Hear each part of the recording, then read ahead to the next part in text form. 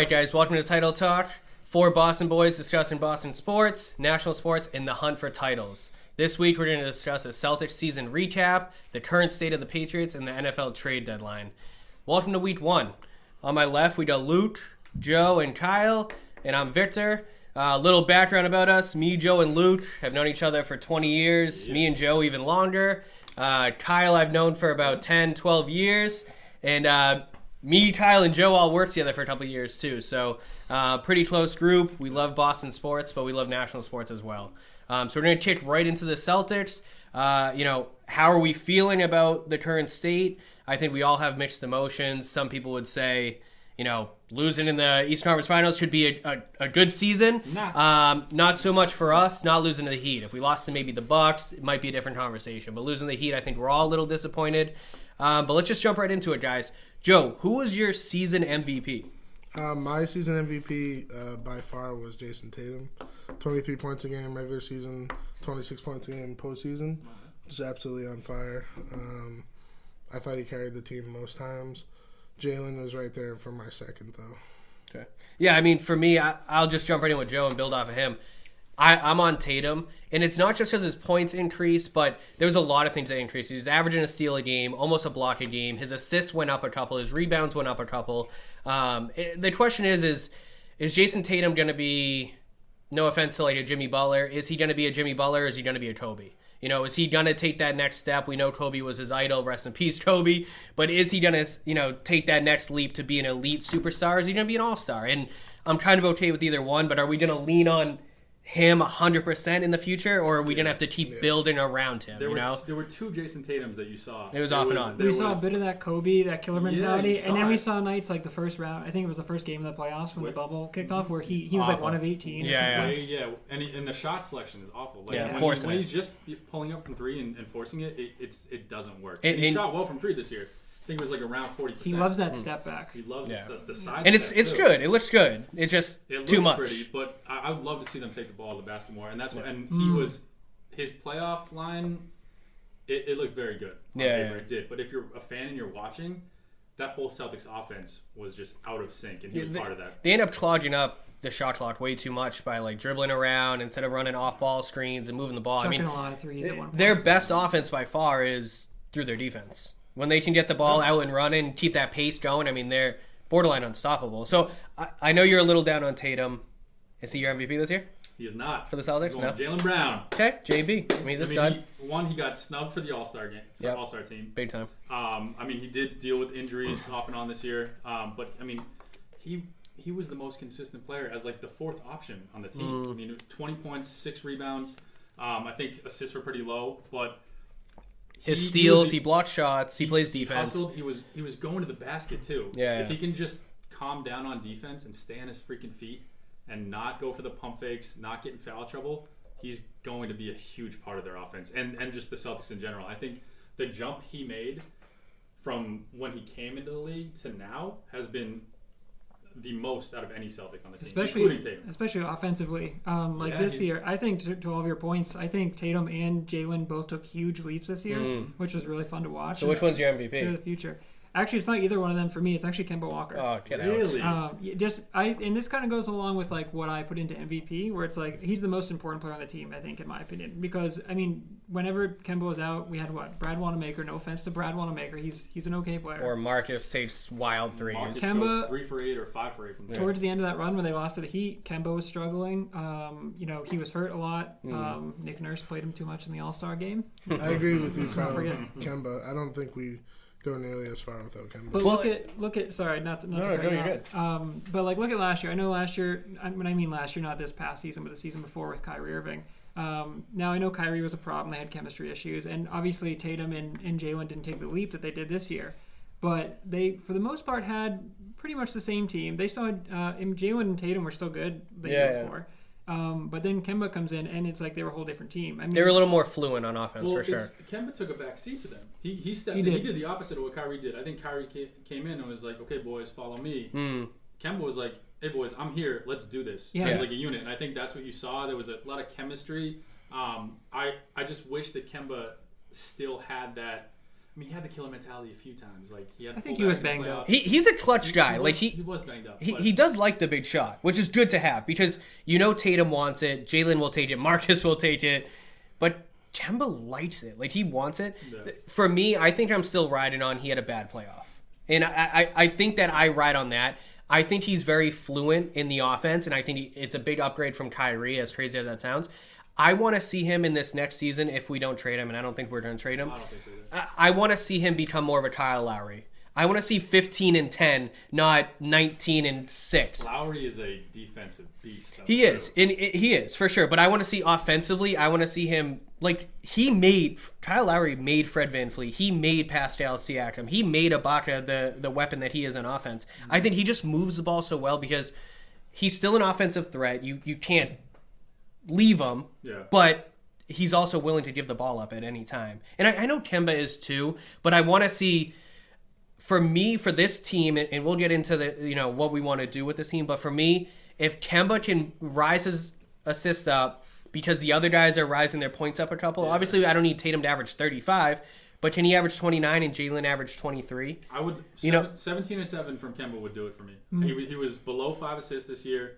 I think he did score around 17, if I'm not mistaken. But like, he was too passive at times, and at the same time, he wasn't passive enough at different times. Yeah. Like, getting into the lane, dumping off the ball, like it didn't seem to happen. I think that's part of Brad's offense, and that's a whole other subject. But like, I didn't like the offense that Brad ran this year. Like, it was too ISO for me. And the pick and rolls, there was no rotation after the pick and roll besides the picker on the roller, that was it. So I did not enjoy the offense this year. So what's cool about this team? We have, I think, like the second or third youngest roster in the league. We have 2 guys at 30 or older. I think Hayward and Kemba.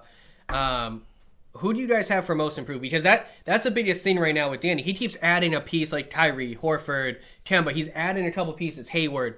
But he's pretty much trying to ride out this draft class of Tatum, Brown, and Marcus. Who's the most improved? Who did we see take a big jump from last year to this past season that was significant? We know everyone got a little bit better. Who really had the biggest impact? Any of you kick it off? Mine's Jalen. Still, like he was the most exciting player to watch for me on the Celtics. I kept waiting for Kemba to show up.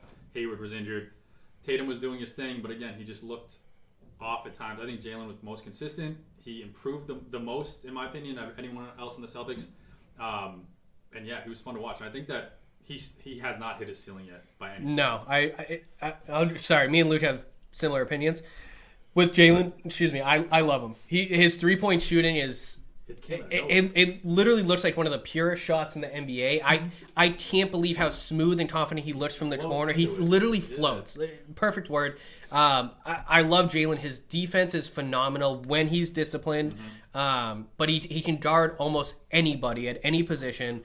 He can grab the top of the backboard. I mean, he's so athletic and so important. I don't think he'll ever surpass Tatum, but I think he's always going to be like, and that's my comparison. Obviously, they're different positions, but is this a Curry Thompson or is this a Giannis Middleton? And I think it's closer to a Curry Thompson, where they're just 1A, 1B. Yeah. We know Curry's a little bit better, but anyone would take Thompson any day of the week. Where Giannis is a 20 NBA 2K rating better than Chris Middleton, in my opinion. So that's which way are we going? And I think it's more Curry Thompson. I love Middleton too, but I know exactly what you're saying. Like Middleton is a he's a number 3 option. Finite 2 or 3 option. Yeah. Absolutely. Whereas if Tatum has an off night or Tatum's injured or rest or whatever, Jalen can step in and take that number 1 role. Yeah, so for me, most improved, Jalen as well. You guys? Yeah, I got to go Jalen too. I don't mean to have us agree so much here, but and this team is so important. I think you said it earlier, Vic. This team thrives off of their defense, or defense turns into offense. Yeah. And that's how the Celtics have been for a few years now. Really since the Big 3 days. When KG and Ray Allen came to town, where that team won the title because they were we're gonna hanker down defense. You saw Rondo, Perkins, Yeah, you saw a lot of reports this year, like just remembering through the Celtics season, where it's like they talked about how like Kemba's defense has improved. Jalen and Tatum, like everyone talks about their offense, but they're like defensively, like they're getting after it. They both average a steal a game. When that whole team is engaged, we saw it a couple times in the bubble, like they're unbeatable. So like healthy, and when they're engaged defensively, like they can beat anybody because they're all so committed. It's that group mentality where they're like, we can shut down anybody. So like, yeah, I think it's Jalen for me because like I thought about his offensive game, dude. There were so many games this year I was watching where I was like, he did not have any of this when he came in the league. Like nothing. He had no offensive game. Like we talked about his 3-point shooting, like everything. Just Jalen took a big leap for me, and I think like we'll go into this a little bit, but like losing in the East Finals for the third time again in 4 years. This was the first year I feel like they were expected to win, especially against the Miami team. Miami had a great run. Like I don't want to disrespect that run. I mean, they even gave the Lakers like a good fight in the finals. Miami was all hard. That was like the replacement. And I got a lot of respect for Jimmy Butler after this run. That whole roster, Eric Spoelstra, Pat Riley, it's crazy. And it's crazy that, and I know you still have to go, Joe. We're talking about most improved player, and we're talking about all-stars. Yeah. And that's where, I'm really going to... Jalen got snubbed this year. I know. Well, I'm potential all-stars. And I'm going to rip apart some other parts of the Celtics in later segments. But shouldn't we be talking about Grant Williams, Carson Edwards, maybe even Brad Wanamaker or Daniel Tice? But we're not. And Brad Stevens is a whole nother topic. That's a big issue, and we're going to get to that for sure. So, Joe, who'd you have for most improved? To kind of play off Kyle, the defense turns the offense. It was between Jalen and Marcus Smart. Okay. I'm kind of leaning towards Marcus. I like the Marcus pick, yeah. Marcus was up in every category in the box. Every box. Yeah. He was up this year. I think he had like 6.9 points per game last year. I forget what it was. And then now he's up like 3.7 points. He made the all-defensive team. First team, too. Yeah, I think the team spirit, I think he holds a lot of the team spirit. And the only thing that I wouldn't say improved that. We got to stop him from outside shooting. That's the thing. He gets confidence. Yeah. He makes like 3, and then he shoots like 17. That's the Marcus Smart experience. That's what you get. It's the streakiness. And but I love him. I love he dives on the floor. He doesn't care. He'll get something. The Tommy points, which we missed in the bubble, hearing Tommy kind of talk about that stuff. So Marcus. We're obviously getting better. I like to talk about the unsung hero, kind of the sixth man or like someone that doesn't get enough credit. I'll kind of kick it off this time. So for me, it's Hayward. I think when Hayward is healthy, bubble Hayward, like when you have someone that talented that can run a point forward, that can rebound, block shots, he's not the same Hayward that we drafted. We know that. Or, sorry, traded for. But when he's running things right and he's feeling good and looking good, he makes this whole thing click. I think he settles Marcus down. He reminds Tatum, hey, if you're getting doubled, kick it. We're going to hit the shot for you. He kind of keeps that glue together. Part of me thinks that he's the odd man out, whether it's legitimately on this team, they're just kind of like, we don't need him, or the roster, or the organization is thinking, let's trade him. I don't know. I know there's a lot of speculation on that. We'll get into that stuff later. But for me, I think we could get rid of Marcus Smart if we held on to Hayward because of how much he holds the team together offensively. And defensively, I know Marcus brings the heart, but we have the defensive weapons without him. It's easier to make up on defense with the other guys, like we were talking about, Tatum and Jalen, and even Kemba getting better now than...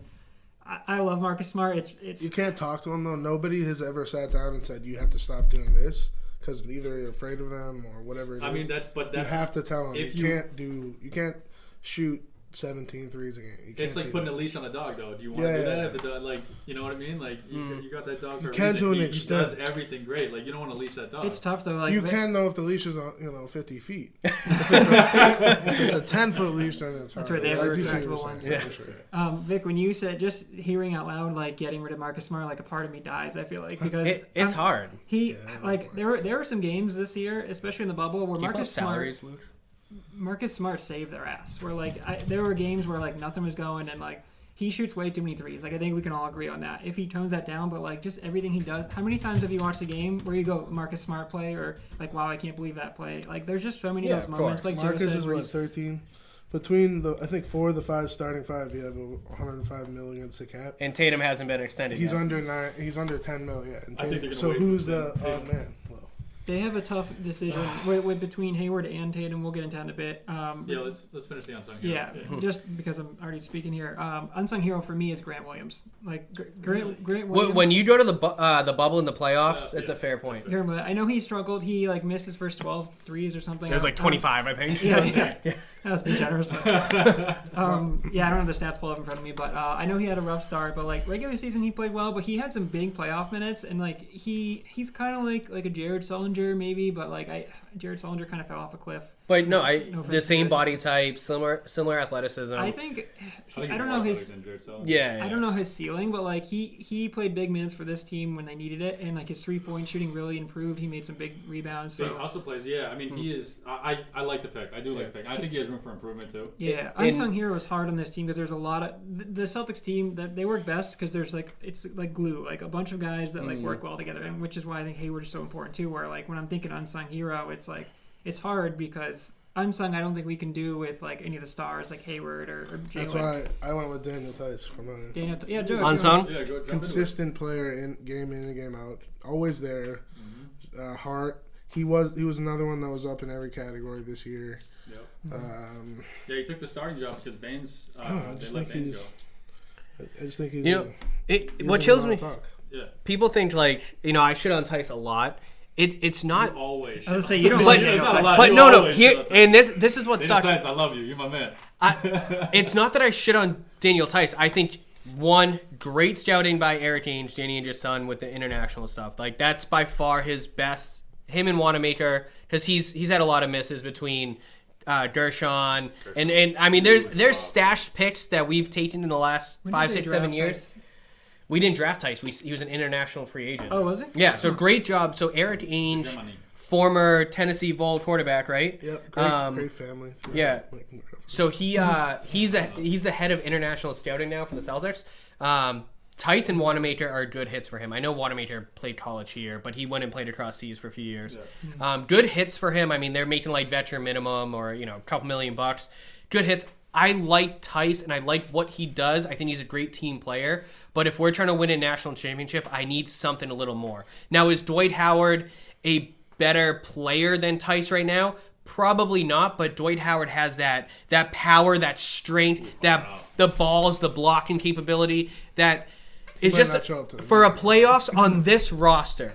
For this specific roster, we don't need a phenomenal pick and roll guy. We don't need the intangibles, or we need different intangibles is what I'm trying to say. That's why I shit on Tice so much. I understand shit on Tice, but as Joe said, like he was up in every category, and that came with the increase in minutes, and he did not falter that opportunity. No, his per 36 is probably good. He was the he was the starter out of anyone, and even the few flashes that Robert Williams showed, and he got some chances. He's not ready. He wasn't ready, and Tice came in. He took that job. He was blocking shots. He was setting picks. The fouls were sort of sporadic. If he got in foul trouble, it was hard to. I don't think he got a single call the whole year, dude. He also didn't get a single call on offense. But he does complain a lot. And we talked about that. It's the attitude. Sorry, I didn't mean to cut No. Go with the attitude, yeah. No, I was just saying, Vic and I have talked about this. I think we've probably all talked about this off camera too, where it's like, Tice, the one thing I can't stand watching, don't complain, there's going to be fouls in the NBA. And yes, everyone agrees, like the NBA has gone softer. You like breathe on someone now and you get a foul. But every single time Daniel Tice commits a foul, even if it's a legitimate foul, he's always throwing his hands up. And it's like, dude, you're never going to get the calls if you don't give the referees the respect they deserve, even if you don't agree with the call. That's what Tatum needs to relax on. Tatum does that a lot too.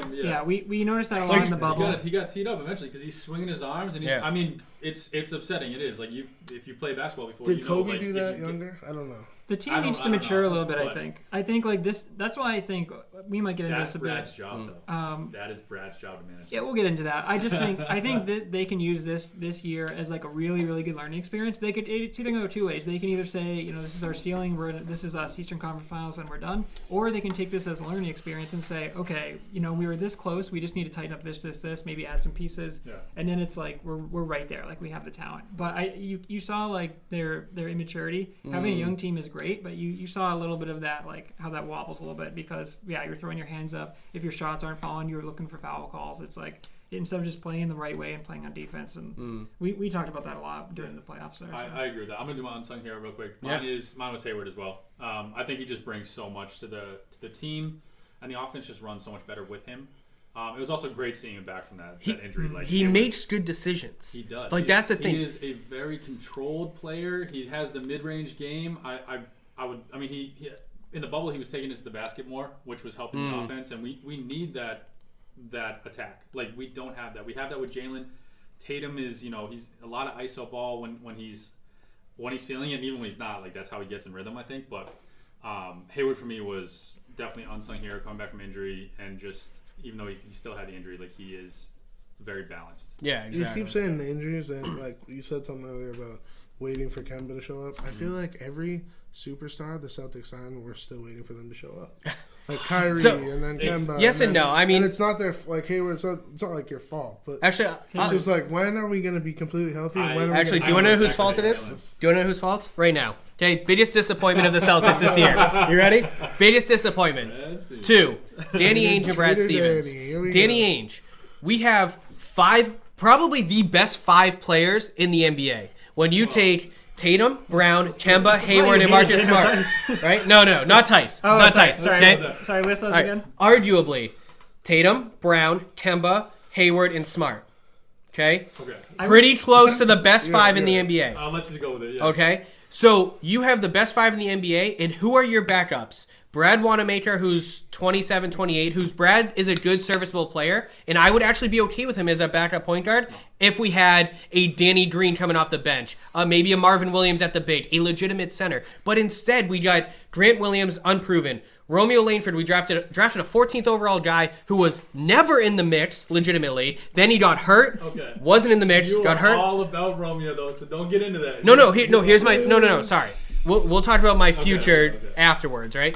But for me, when you have a team that good and they had a little bit of money or some potential trade opportunities, why did we draft 14 when we know we're not going to play him? Why did we draft... What was Grant Williams, like 22? I think he was 20s, yeah, something like that. Why did we draft him? And they... Williams played a little bit throughout the season. Was the best draft pick they had this year. Yeah, no, I know. But then we drafted Waters and Edwards, and we signed Taco Fall. Why are we signing these guys when we could have gotten a Marvin Williams, a Kyle Korver, a Danny Green, a Rondo, things like that, and build a championship team? What does Danny Ainge want to do? So that was the biggest disappointment for you, other than not getting past the Eastern Conference Finals? Sorry, I mean, that contributes to it though. Yeah. So that's my little bit on Danny Ainge. As far as Brad Stevens specifically, and we're gonna go back to what Joe just brought up: Kyrie, Horford, Kemba, Hayward. Okay, Hayward got hurt. Okay, we give Hayward a little bit of a pass. But as far as Kyrie, I'm just seeing a pattern here. At what point do we say, can Brad Stevens coach All-Stars? And can Brad Stevens coach in the playoffs? Because he came into this league and everybody loved him. His inbounds plays, his creative defense, his pressing randomly in the middle of the second quarter to get the tempo up. Where did all that go? It's disappeared. Too, yeah. My thing is, Danny could be on the hot seat, and we like Brad. You want to say he's on the hot seat, but then why'd they extend him? Like they clearly, of course. Like, and he's part of the plan. I agree with you. Can he coach All-Stars? He seems like he's more lenient than Stern, but I mean they clearly have a plan. I know, but I don't know what it is. It does seem like they have a hard time getting the energy up a couple of times because Brad. It's kind of like you take the good with the bad, where it's like Brad is so like level-headed, where it's like he never shows emotion, he never gets angry, which is great. But when you need the guys to get a spark, you need someone to get a spark, you need a coach to like scream at you sometimes, like to like wake your ass up. So and that's what kind of pisses me off. So when Kyrie went down. Not last year, the year we played the Cavs. We leaned on Terry Rozier to start at the point, and we had Marcus Morris playing a lot. Terry was an energy guy, too. He was great energy guys, but what happened? When Kyrie disappeared, those guys were taking 15 shots a game. You know why? Because they wanted to get paid, and they both did. And their agenda overtook the Celtics' agenda. And I don't know if you put Marcus in that category. Morris? Yeah. I don't know. He was launching. Dude. He was trying to get offense. I think he was trying to. Yes and no. Still. Yes, there was times, and I liked Marcus. I don't think he's the type of player that would ever try to say screw it and just start chucking shots. Not exactly. Go for your ankles. Yeah, exactly, Luka. It's all part of the game. But so in my mindset, can Brad Is he holding the locker room? Is he controlling the locker room? Does he walk in and people are like, "What's up, coach?" and they draw his eyes to him? Like Mahoney walks into the football locker room in high school, everyone's like, "Hey, coach," and you're ready for him to say something. Does he carry that presence? So I'll shut the hell up. But biggest disappointment for you guys, is there any players or just leaning at management? It's management. It's the two-headed snake right now with Danny and Brad. Can they work together, and can they build a team, and can they coach it? So you have Danny with a huge disappointment in the offseason. 100%. You had no. Why'd you draft 5 people? Why did you draft 5 people? And why did you think that they'd be your starting rotation to try to get to a championship? When there were all these expectations there. You can't do that. It's 14th overall, had like tendonitis or wrist issues, and he already couldn't shoot. Is an undersized power forward, which you already tried in the past. Exactly. I don't know what you're trying to do. That's the whole thing. And we don't know if they're done. We're not knocking Grant or Romeo, but for this team, Romeo has remained to be seen. I mean, you have Robert Williams that unfortunately started the year with which should be a great draft pick. Which should be a great draft pick. He's shown flashes. I just don't think the playing time's there. But I love the Taco Fall pickup, and I know he was a fan favorite. But when you're saying that you're keeping someone on your team that's not playing. And Taco Fall doesn't have a lot of basketball experience. It was a PR move. If it was a PR move, and if that's not what you do to try to win a championship, that's what you do in Charlotte now. Yeah, that should try to get fans in the stands. That was not a smart move. And not knocking Taco, I think he could potentially have a future. Yeah. But it goes back to what are you doing? And that falls on Brad too. Brad with these rotations, I don't know what it was, but some of the moves he was making at different times were mind-boggling. Why are you putting Romeo Langford in when you're down by 7 with 5 minutes left in a half or something like that? You know what I mean? What are you expecting to happen there? Expecting to take the lead? Keep it close? Unproven rookie in these times? To be honest, I don't know if that exact scenario happened, but I'm sure it did. The game he got hurt in the playoffs, I think it was the Raptors series. In my mind, I was I almost complimented Brad for doing that because it was creating a spark. Tatum couldn't shoot for shit. Kemba was turning the ball over. Okay, go to the bench, go a little bit deeper, maybe find a spark. Because Brad Wanamaker is a consistent, solid player, but he's not going to bring a spark off the bench. He's got a ceiling. So it is what it is. And he's okay. Yeah. He's kind of a less talented Rondo. He's not going to light it up from 3 or whatever, but he plays similar to Rondo. He reminds you. He has a better shooting stroke, but he's not a great shooter. He's one-dimensional. He can control the offense. He's, defensively he's okay. He'll hit his open layups. He's okay in a lot of areas. Yeah. So, I don't know. I prefer Brad taking a risk on something like that than watching the same shit over and over again. The risk there is that your spark off the bench is a rookie that's played 14 regular season games because you have no bench. Yeah. And that's on Danny. I would rather see Javonte Green in there. He was the energy. He had a good. It seems like years ago at this point now because of COVID and everything. But he had a really good it's not spring training. What do they call it? It's like a preseason. Yeah, it was a normal preseason, I think. There was. Yeah, they did have a normal season for 40 games or something like that. Or something like that. Yeah. Which is crazy to think, but I want to for biggest disappointment. I want to pick a player. Biggest disappointment for me, I guess. I don't even know if this is fair to pick, but Robert Williams to me. I'm not. It's not even he disappointed me. It's just I was hoping he would get more minutes because whenever we saw him, he was electric, every time. And like you said, Vic and Luke, I think you touched on this too. He wasn't ready this year. It's very clear. So hopefully this next year, Brad, and we saw Brad trust him a little bit. Although when the series started getting tight, he gave him a lot of minutes, but then Brad went to his starting 5, and he gets one strike. It feels one mistake, and he's done. So I don't know if it's necessarily if I had to pick a player, I would say Robert Williams, but not really his fault, just because it kind of goes back to management where it's give him more minutes. Robert Williams was effective, but not until late in the playoffs. Let's see what he does with a full season. He's in that rotation full season, but they didn't have a bench. Well, that's when it comes to Robert Williams. So if we keep getting stuck in this limbo, right? We keep drafting guys, but we have this all-star caliber starting 5. So we also have Cantor now, who's going to sign his player option. Cantor, and then Tice in Wanamaker. Look at Cantor's stats. His stats are great. Yeah, sorry, he's just a dead hole defensively. I hated Enes Cantor this year. I'm glad you said that. No. I was really excited for that signing. I hated watching him. The rotation was garbage with Cantor. That's on Brad. Cantor averaged like 7 and 9 in like 10 minutes. Luke, the year. I'll say this respectfully. There were times I watched Enes Kanter this year. He looks like he never played basketball in his entire life. On the defensive end. He was like tripping over his own feet. Offensive end. He's well, getting 17 keep in mind, offensive rebounds. His own offensive rebounds. Right-handed layup. Shit. Left-handed layup. Shit. All right, dunk it. Who else is in the paint, though? I know. So when we talked about like a Robert Williams specifically, and Luke knows this, he's like my favorite player. He was drafted, I think, 27th overall when he was projected to be top 10 if it wasn't for like behavioral issues. So should have been a steal of the draft. I know. Should have been the steal of the draft. The Time Lord has obviously been a dipshit so far. But if we're not going to sign a legitimate veteran center better than Kanter, then why are we developing these guys? They should be in the rotation 10, 12, 15 minutes a game. And I know he has had injuries. Yeah, man. So is Langford. But if he's cleared, green, ready to go, he's suited up, he needs to be in the rotation. Or, I'm sorry, give him in 14 this year to somebody else and get us a veteran shooter, a veteran big. I don't know, but this whole drafting a bunch of fucking rookies and not playing them doesn't make sense. What's the point? We're ruining careers. So our next segment here, Vic, we kind of bleed right into it. Well, Joe, what was your biggest disappointment this year? Biggest disappointment, not making the finals. And did we talk draft picks? I have someone that I think we should draft. Sadiq Bey. Oh, we're going to get into the draft for sure. Yeah. But the offseason, we 3 areas we need to fill this offseason: bench shooting, backup point guard, big man depth. Cool. So, all right, so looking at, and I'm going to kind of move this around a little bit. So, we know what our power 5 is, right? Jason Tatum, Jaylen Brown, Kemba Walker, Gordon Hayward, Marcus Smart. Okay? Are we standing pat with this 5, going to draft our guys and hope that Robert, Grant, Romeo, are they going to develop? Maybe Edwards or Waters gets in the mix. I still don't know which one they like better.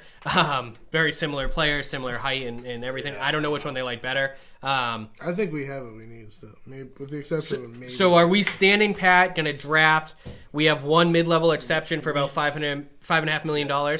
Or are we going to break this thing up is the question. So, Joe, you're saying stand pat? Stand pat, and maybe add one. I don't know. I think we have a mid-level exception. Yeah, like you said, they'd be the backup point guard. I'm going to say one thing. And I'm going to say only one thing for this segment. Danny Ainge, I'm looking at you. Call Isaiah Thomas. Give him a fucking phone call. He says he's healthier than he's been in years. He does look good. I mean, obviously, if you're trying to like get signed, you're not going to put on your Instagram like, 80%, but like I would love to see IT back. He's saying that he had like hip replacements. I don't know what he like moved his hip or something, but he says it's like 9 days for him. We talked about this so much. The Celtics had an issue with they had no bench all year. All regular season, they were such a starter-heavy team. I've never even seen a Celtics team like that where it's like all starters. Yeah. So like we knew going into the playoffs that was going to be an issue.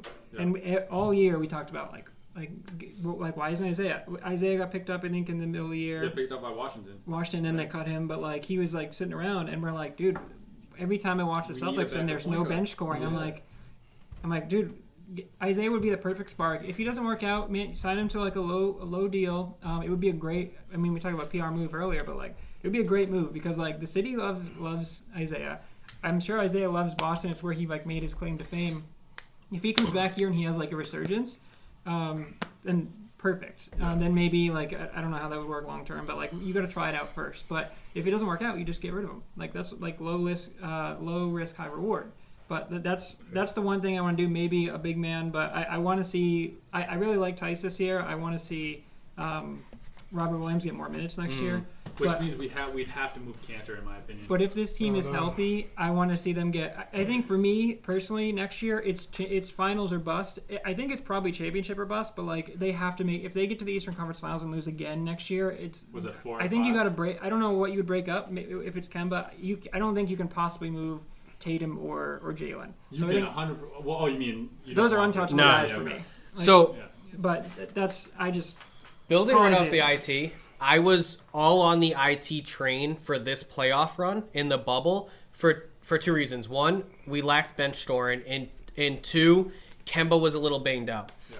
So knowing that Isaiah could come in and kind of fill Kemba's spot, obviously he's not as good as Kemba, but I think he's right there if he's healthy. But for this year going forward, I don't think we need an Isaiah to back up Kemba. Kemba's already a very small point guard. We're in a little weak on defense. So we're going to bring in someone smaller who's even weaker on defense. I'd rather a Rondo type or a Patrick Beverley type almost closer to a Marcus coming off the bench, who's a little bit more of an offensive threat. So Rondo can get to the bucket better than Brad Wanamaker. Yeah. Pat Beverly can kind of do it all offensively, and he's a defensive stud. So that's the direction I would go as far as, IT. But last year, it made no sense. You had the money to do it. Why didn't you sign someone like IT? You have no money. That's the thing. You have no money. If Hayward accepts his player option, $34 million, like they're already at around the salary. It's a player option. Yeah. So one thing that probably is going to do that. I want to make sure. I wouldn't know why. Yeah, he should. But right now we have like a $5.5 million mid-level exception. So that's going to get us a decent veteran player. One thing that Slam Basketball or Slam Online Basketball was talking about is trading Cantor's player option plus one of our draft picks for someone else's mid-level exception. Now we could get 2 bench guys. That's genius. Yeah. Why are we going to draft 14 again? It's the weakest draft in probably 10 years. Well, that's the thing we don't know the draft. What this is going to turn out to, yeah. Yeah, because no one played this year. So like you're all going based on what? Last year? Was it 2018? No, they played. You're just confused. Yeah, that was a regular season. Yeah. Those are college basketball? Yeah. Oh. You're just because it stopped in March. This COVID stuff. There was no March Madness. There was no March Madness. That's what happened. There was no March Madness. Yeah. So that's when COVID hit. So, for me, I think that's the ideal situation. If we can trade Cantor's player option, which is like $4.5 or $5 million, I can double check that, plus one of our draft picks, whether it's 14. It's a little over $5 million. Okay, a little over $5 million. So if we could trade, either 14, 26, or 30 plus Cantor and go get someone else's mid-level exception, someone who's probably trying to, build from youth anyways, like a Hawks or the Hornets, someone like the Kings maybe. If we can get their mid-level exception, now we can go get 2 veterans, right? So, are we all we're all in the kind of hold the team together and add to it? Are we all in that? Because that's where I'm at. I don't want to see Hayward go. I would love to stand pat, but we dug ourselves into a hole with last year's draft, as you said. Like, we have too many players that are under contract right now. And aren't going to get in the rotation. And we have additional draft picks from all the trades that Danny's finagled. Like, we need Trader Danny. We need to start moving pieces, even if it's getting rid of Romeo. To be honest. So who's coming off this year? So we know. I think it's Edwards. Let's see. It's Waters, Taco, and Brad Wanamaker, and I think all of them are gone. And Semi. Yeah, Semi has a team option, which I don't think we're going to pick up. We have no money. Well, you have bird rights. If they're on the team, you can extend them and go into the luxury tax. For a while. He kind of took a step back this year, I think, too. He just hasn't taken a step forward. Yeah, that's the thing. A Duke and a St. Mary's guy, 2 of the best coaches in college basketball. Brad. I've been waiting for Semi to show up, but Brad does not play him. And maybe it's something in practice. Maybe he doesn't know the playbook. I mean, he's been working on his shooting. We know that. He looks like a robot, though. Yeah. Well, he doesn't get playing time. He was a defensive specialist. Like Paul Ciavola trying to teach us how to shoot a 3. Listen, Mr. C was the man. You know what I mean? Last minute man, baby. I think it's the that's what I hate about Brad's rotations is no one knows what they're gonna do week to week. It's who's next man up, but the next man could be. I think Brad has to improve that. Randomly. Doesn't make sense. I will be. I'm okay with the group. I like to see them add a couple pieces, but I will be kind of pissed off if we see the same thing next year. If this team's healthy and Brad's still relying on the starters, and he's got to mix something up. I agree with you, Luke. They're not going to make the Eastern Conference Finals with this team next year. You have the Nets coming up. You have Miami's going to finagle that whole team back. Something, yeah. Yeah, they're going to be back, and maybe with an additional piece. Who else you got? The Bucks.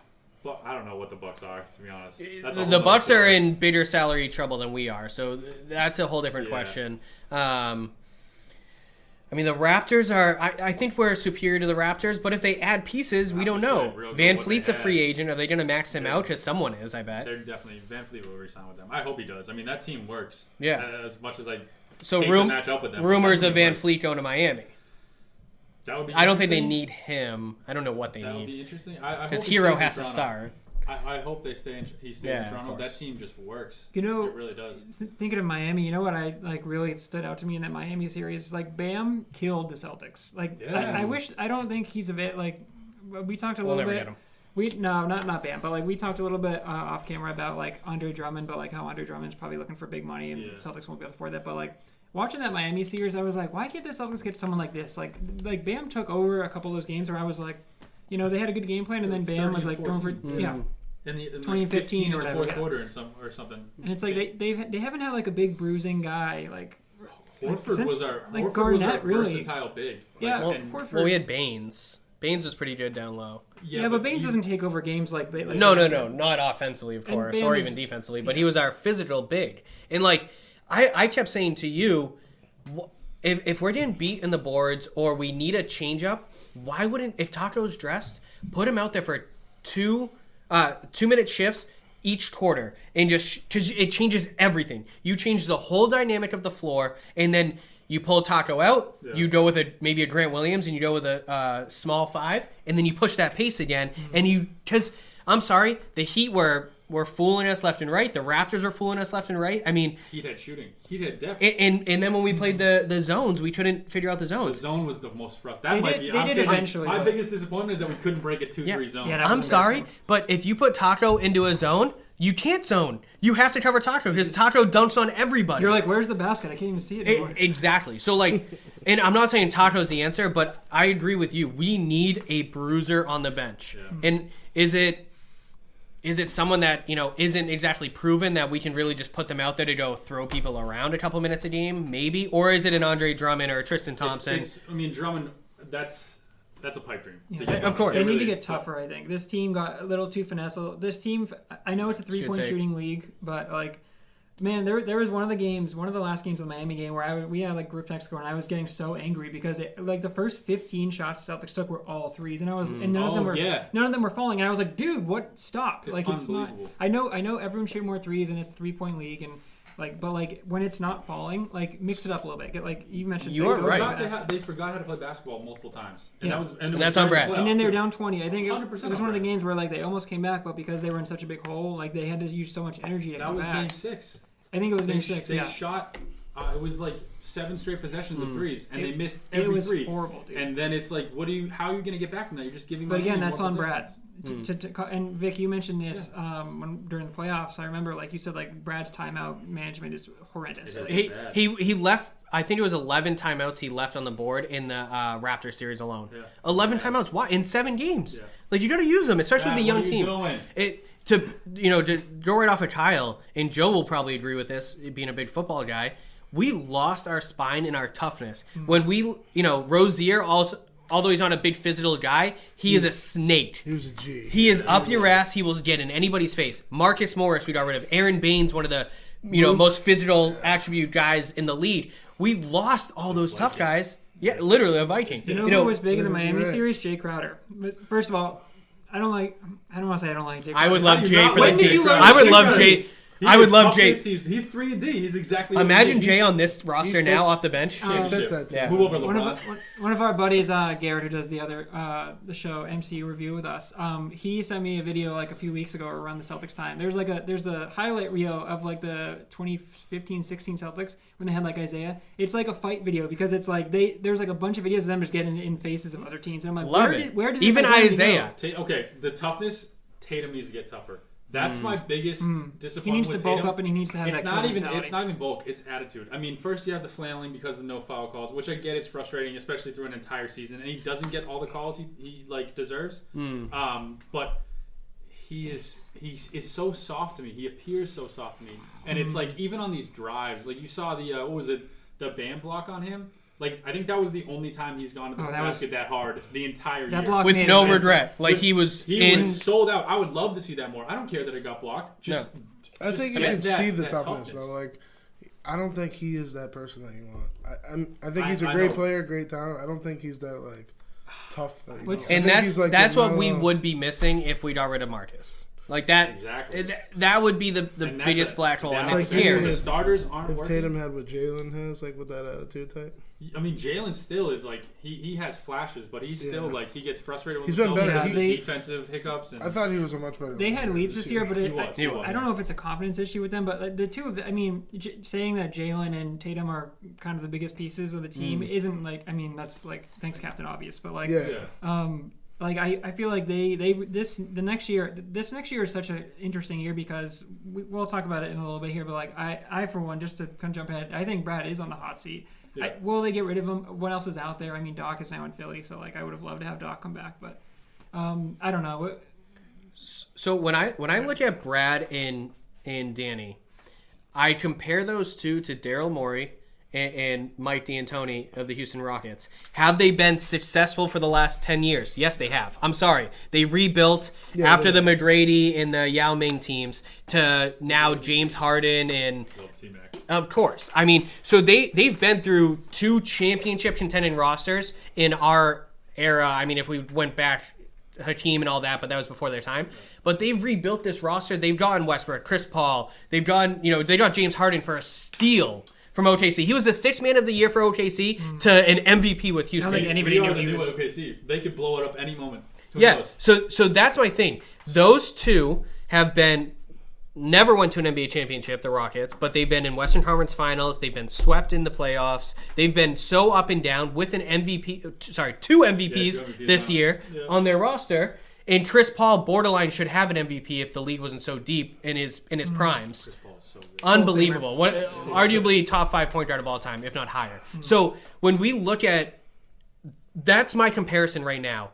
Is this our peak with these 2 guys? Like, that's the question. If it is, that's a problem. Because it's a make or break year this coming year. And I don't think either one of them will go anywhere. Like Daryl Morey and Mike D'Antoni had more chances than Brad and Danny has a ring. So when you really dissect Brad, whether he should have been there or not with Butler, he went to back-to-back national championships, which Kemba beat him in 1, and Hayward lost in both. They're kind of both not supposed to be there, right? Like Brad. Of course, yeah. I mean, if you look at Butler, they did overachieve, but he lost 2. He's lost 3 conference finals now. I mean, one of which we were up 2-0 against the Cavs. His playoff record is not good. So it surprised me when I saw his playoff record. I think it's like 500 now, or he might. It's got to be just right around 500. And I was like, wow, considering like the success he's had in the last few years, like I was surprised at how bad that record was. I mean, just look at the Bucks last year. We blew them out game 1. It's over. We're going to the finals, and then we lost 4-1, wasn't it? Yeah. I think we got our shit kicked in. It was 4-1. Oh, the Kyrie year, you mean? Yeah.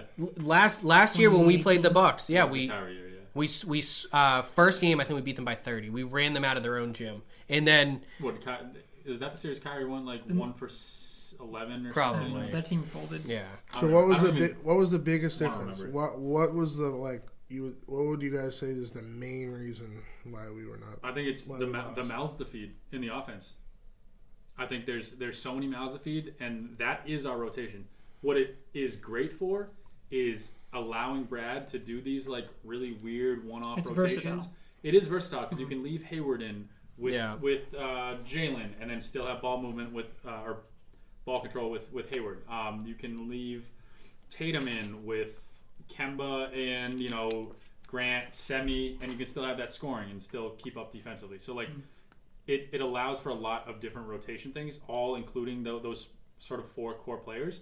But when someone goes down, you see the offense completely change.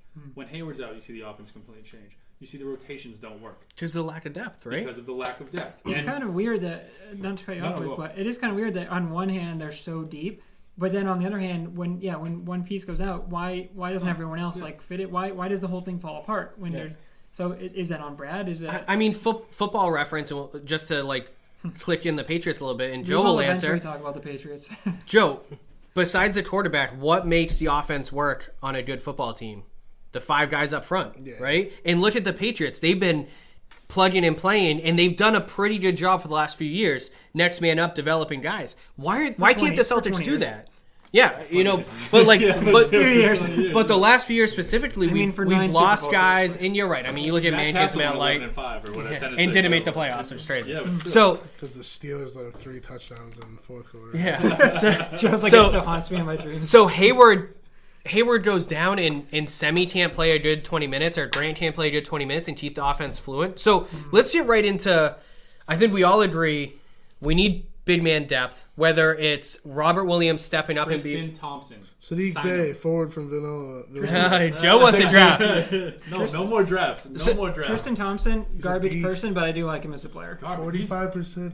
No more. Luke, can you pull up Thompson's salary this last year? 6'8", 216. I wish they would get someone like a Kyle Korver. Every time I watch Kyle Korver, I'm like, he always hits big threes against the Celtics. I'm like, why didn't the Celtics get someone like that, or even like a J.R. Smith, like some like Just someone like energy. I don't know. So some guys, Thompson might demand more money, but he's also tasted rings and he might want more. He made $15 million in. No, he's only got one ring, right? What is this? With LeBron. Okay. Is it only one? So he's been to championships. I love that too. Tristan Thompson signed an $82 million contract, 5-year, $82 million contract with Cleveland, and damn, when he made 16 in 5 years ago. Oh, yeah. I was gonna say not recently. That's a good deal. So 16 mil. So like, does he want to win? He could go to LA because they have all those free agents too. So like, but he gives us exactly what he gives us: toughness. Pick and roll. That would be a really good pick and roll. Really good addition to them. And he has the playoff intangibles. Tice goes to the bench. Robert Williams is the third. Trade Cantor. Try to get that other mid-level exception. And I don't know. Sign Jeff Green. Let's say they end up with Miami in the playoffs again this year. Then when Bam starts going off, you go, Tristan, here you go. You know, shut him down. So when we look at first of all, Jeff Green's on my list. Tristan, call me. Literally, it's done. You get Khloe Kardashian with that. I really like Jeff Green. So when we look at bigs, I'll throw another big name out there, and I don't know if you guys are gonna be as high on him. Bobby Portis. He's 6'10". He has a 7'2", 7'3" wingspan. Didn't he just come off a huge contract though with the Bulls? Probably, and he might have went to the Knicks too. He's been bounced around. The Knicks, you got traded to the Knicks. Yeah, so I love Bobby Portis. He's the one who got into the fight with Kristaps Porzingis. I was gonna say, wasn't he in jail or something? No, they don't do a physical. He punched Porzingis in the face. So I really like Bobby Portis. That's exactly what we need. And if we're talking $5.5 million, I think Portis should be in that. Portis also shoots threes for a 6'10" guy. I don't know if Portis is going to be a highly sought after free agent. I feel like, and I think he's going to get paid. So I think they need a proven veteran. I think we all agree on that. Yes. So when we talk about smaller players, if we look at Tristan Thompson, yes. So we know we have Jalen, Tatum, and Hayward who all play the wing, right? Because we talked about guard, wing, and big now, right? So we have those three, which is fine. The fourth potentially could be Romeo this year, maybe Grant, depending on how they play him. I think Grant's gonna be in. Yeah, so I don't think we need another forward unless it has to be the right fit. Like Jeff Green, I think would be a right fit. PJ Washington, who we should have drafted, but anyway. PJ. So for me, I want guard depth, and I want something different. I love Seth Curry in this offseason. I love Tim Hardaway Jr. Another undersized. Seth isn't that undersized though. He's like 6'1", 6'2", so he's a little bit bigger than Kemba, but not much. And then I look at Tim Hardaway Jr., who had in my opinion, a breakout season this year. I think he's gonna get paid, and he should. He played a big role for the Mavericks in their run. But those are some potentials. But I want to look at some sleepers. Etuan Moore, who we drafted a long time ago. He was great for the Pelicans. He's long. He plays your defense. Michael Beasley. I know he is a head case. He is a psycho. But he is still... He was just playing pickup with... was it Oladipo the other day? I don't know. He looks phenomenal. He would be a veteran minimum, $1 million a year. And he can play the point forward, and he's 6'9", and he'll knock a dude over and go to the locker room for the day. He doesn't give a shit. That toughness too. He doesn't give a shit. You know what I mean? And I think we kind of need that spark, but it reverts back. Can Brad coach these kind of guys? I don't know. I think he can with a rotation. I mean, I think he's tried to do it with the pieces he had, and part of that's on Danny for not giving him the pieces, or maybe that part of that's on Brad saying like, yeah, this is fine. But like, we need big and a bench, and part of that bench is a backup point guard. And I think if we could get Jeff Teague somehow to be backup, he gets. He's only lost. He made 18 Is he mil still? last He's year. not still in Atlanta, right? No, he went to Minnesota. Trey took over Atlanta, so he went to Minnesota and then might have got moved again. And it doesn't matter. He's a free agent. Yeah. So he's good. I would love him to be the backup. Well, remember when Teague was with the Hawks and we went to all those games? Those are great series. When good. Teague, Horford, Josh Smith. I don't know if Smith was still on that run. They need that but bad boy mentality back. Yeah, they need some. I like Teague, and I think Teague won a national championship Teague too. is smart off the bench. Yeah. So that brings me back to we're talking about our Power Five, right? And you shit on me because I'm high on Langford. I'm not necessarily. I'm not necessarily high. Yeah, sorry. I'm not high on Langford or Grant Williams, but I want and need one of them to start so Hayward and Marcus can come off the bench. And I want. It's not that Hayward is. I don't think Hayward needs to take the back seat and be a bench player. But I think if we want to compete for a championship, if Hayward and Smart control the 5 in, if you talking 5 in, 5 out, which you don't do in the NBA, but if those two are coming off the bench and Langford can give you 8, 3 and 3 starting, or Grant can give you 8, 7 and 1, 6 and 5 and 3 whatever it is. But yeah, exactly. Rebounding and defense and do your job. You got an open shot, shoot 40%. You know, just do your job, DYJ. Because like we talked about, one of you touched on DYJ. Dude, I love it. You gotta open up the floodgates because it does become a logjam sometimes. Hayward is watching in the corner while Tatum's taking 15 dribbles. Yeah. You know, like if you were able to break that up, which Brad does do well sometimes, like you said, Hayward comes off the bench, leads the backup five. So if that can happen, and then we have a Hardaway, a Green, or whatever coming off the bench with them, could be pretty good. And when you're that deep, you plug and play. Smart goes down, Hardaway starts, or you know what I mean. Like, but here's the thing: you're gonna put $34 million Hayward on the bench. No, you're not. He's not coming off the bench. At what point does championships take over business? You have to start Hayward. You shorten the rotation. Hayward plays, I don't know first 5 minutes. Get him out. Get him some rest. Then when Tatum and Jalen come out, Hayward goes in. They got young legs. Hayward. You're never right away from that, especially gruesome leg injury. Like. He looks like he's coming back. Well, but the second injury wasn't bad. That was just an ankle. But like, no, but I know he looked really good before the bubble 8 games. I mean, he was like one of the best players on the court. He was, yeah. The obvious unsuccessful thing I saw in the postseason was the lack of leadership. Whose team is it? Yeah. So they got in that scuffle. That's a good point. Well, with Marcus Smart, they got he went in there. And him and Jalen yelling at each other. I love so, that. Like, yeah. But part of me thinks because Kyrie Irving came in and they immediately flocked. It was like, all right, well, Kyrie, like, what are we doing? Yeah. He left. Kemba didn't have that mentality. He was like, all right, it's a team thing. But you still need someone to check people. But when Marcus Smart, who is not the number one on the team, tries to check you, and Jason Tatum, who is a superstar, or Jaylen Brown superstar, they're going... They just dropped 35, and they're like... No offense, but who's this guy trying to check me? I know you're part of our team, but, like, I'm the superstar, so it should be my job. Even though I'm not doing it. Who is that person? I hate that. So, Marcus Smart is the leader. He should be. By the emotion that his stature. He brings he'll it. yell at you in the huddle. He'll fucking yell at Brad. But I don't think they like that. I don't think. And he'll fight somebody for you. And they should start playing better and start leading themselves if they don't like it. So you know what drives me crazy about Boston sports, and I think we'll all be on the same page? You look at like the Red Sox. Who was the last team captain for the Red Sox? Jason Varitek, right? Really? Was Jason Varitek even a top 5 hitter on that team? No. No one would cross him. So Jason Varitek, like 3 no-hitters. Yeah, he's a goat. Jason Varitek reminds me of a Marcus Smart. He's not the best player on the team, but he's a great piece of the team, and he's the vocal leader. He's the physical leader. He'll take Alex Rodriguez out if he needs to. But now you look. So Varitek left and Pierce left. Dustin Pedroia or David Ortiz never got named a captain for the Red Sox, which I find ridiculous. I mean, Pedroia was a captain. He was a captain. Ipso facto. Ortiz was a captain. Yeah. Ortiz. You know, and then you look at the Celtics, and I know there was a weird few years. Pablo. But if we extended Marcus, a year or two ago? Extended Marcus a year or two ago, that almost should have, lamented him. You're the team captain. Put a C on his jersey. Because it doesn't have to go to the best player. It doesn't have to be Tatum or Jalen. They're doing leadership by committee right now, which is great. But if it's by committee, you know who it is? It should be Brad. And I don't think he can lead a team with so many... So much talent. So far this talent level. And expectations. Yeah. I don't know. Yeah. I think do we like Brad more maybe because he's such a nice guy? Maybe if Brad was more of an asshole, I think that would probably help the team. An asshole and a coach. But is that why, just in your opinion, do you guys think so many people defend Brad because he's just such a nice dude that it's like I don't know how to. No, the thing is with Brad's been coaching for 5 or 6 years now. He's got an over 500 record. He's led us to the playoffs every year except his first year. And he's 4 out of what? He's trending upward, but 3. He's trending upward, but is he going to hit that ceiling? That's the thing. Can he break through?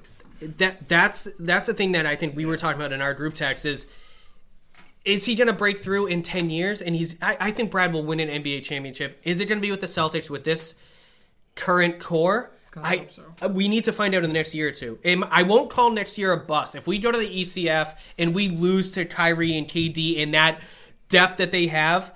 If we lose to Kyrie Irving, I'm going to kill myself. So I know. So just kidding. I'm not actually going to do that. But so that's kind of what I look at. So all the kids out there, don't kill yourself. So are we not the best offseason? God. Are we all on the same page that we want to keep our Power Five, what I like to call them, together and build off of it? There's so much talent. I think you have to give at least one more year. But maybe give them some support. Yeah. So if Hayward rolls an ankle, maybe call some plays, Brad. Yeah. What the hell the show is not called Conference Final Talk. It's called Title Talk. Okay? Title Talk. So I can't be going to the East Finals and losing every year. Yeah. I don't want to be the Bruins. Okay, I don't want to be the Boston Bruins. Yeah. Always saying no next year. Well, next year. Guess what? It's been fucking 10 years. I've heard that shit. So. All right, so let's get into some draft talk. So I know Joe's pretty prepared for the draft. I'm not prepared for the draft, and I'm going to tell you why. We should trade all. We should not be drafting any more picks. We need to stop ruining careers. I look at guys like, I'm sorry, look at James Young. Why did we draft? We drafted a 19-year-old kid out of Kentucky that never once touched the floor. And if he did, he would hit a fucking skyrocket three that touched the ceiling of the garden. He would hit it, and they'd pull him out. Honestly, it's forgot about James Young until you just said it. I mean, James Young, Fab Mello, Jared Sullinger was a stud for us. I know. Wow. But I'm saying, Jared Sullinger was a stud for us. We traded him for a bag of balls to the Raptors, and now he's playing Chinese basketball. It's like, what are we doing to these guys? RJ Hunter, Jordan Mickey, we draft so many people. They're not developing at all. We don't develop anybody. Now listen, because we're in the mode for championships. So why draft? No, Trade them. Why did we draft 19 guys last year? Follow Belichick. Yeah, let's draft Gershon Yabusele 14th overall. Never play him. Let him die out. Abdel Nader, who's on OKC now. These guys are all duds. So for me, I didn't even prepare for this draft. One, I know it's a weaker draft as of right now. That's how it's rated. And two, we can't draft these picks. We can't afford them. There's nowhere to play them. There's no roster room. So, Joe, I'm going to give you the insight. You did your homework on the draft. Who are you looking at number 14? Sadiq Bey. Who? Sadiq Bey. Sadiq Bey. Where's he coming out of? Villanova. 6'8", 216, 16 points a game, 5 rebounds. 2.5%. I feel like you're reading something. Is you memorizing? So where? 45% from three though. Come on. That's 6'8". Okay, yeah, so where do you see him being like a big wing coming off the bench potentially?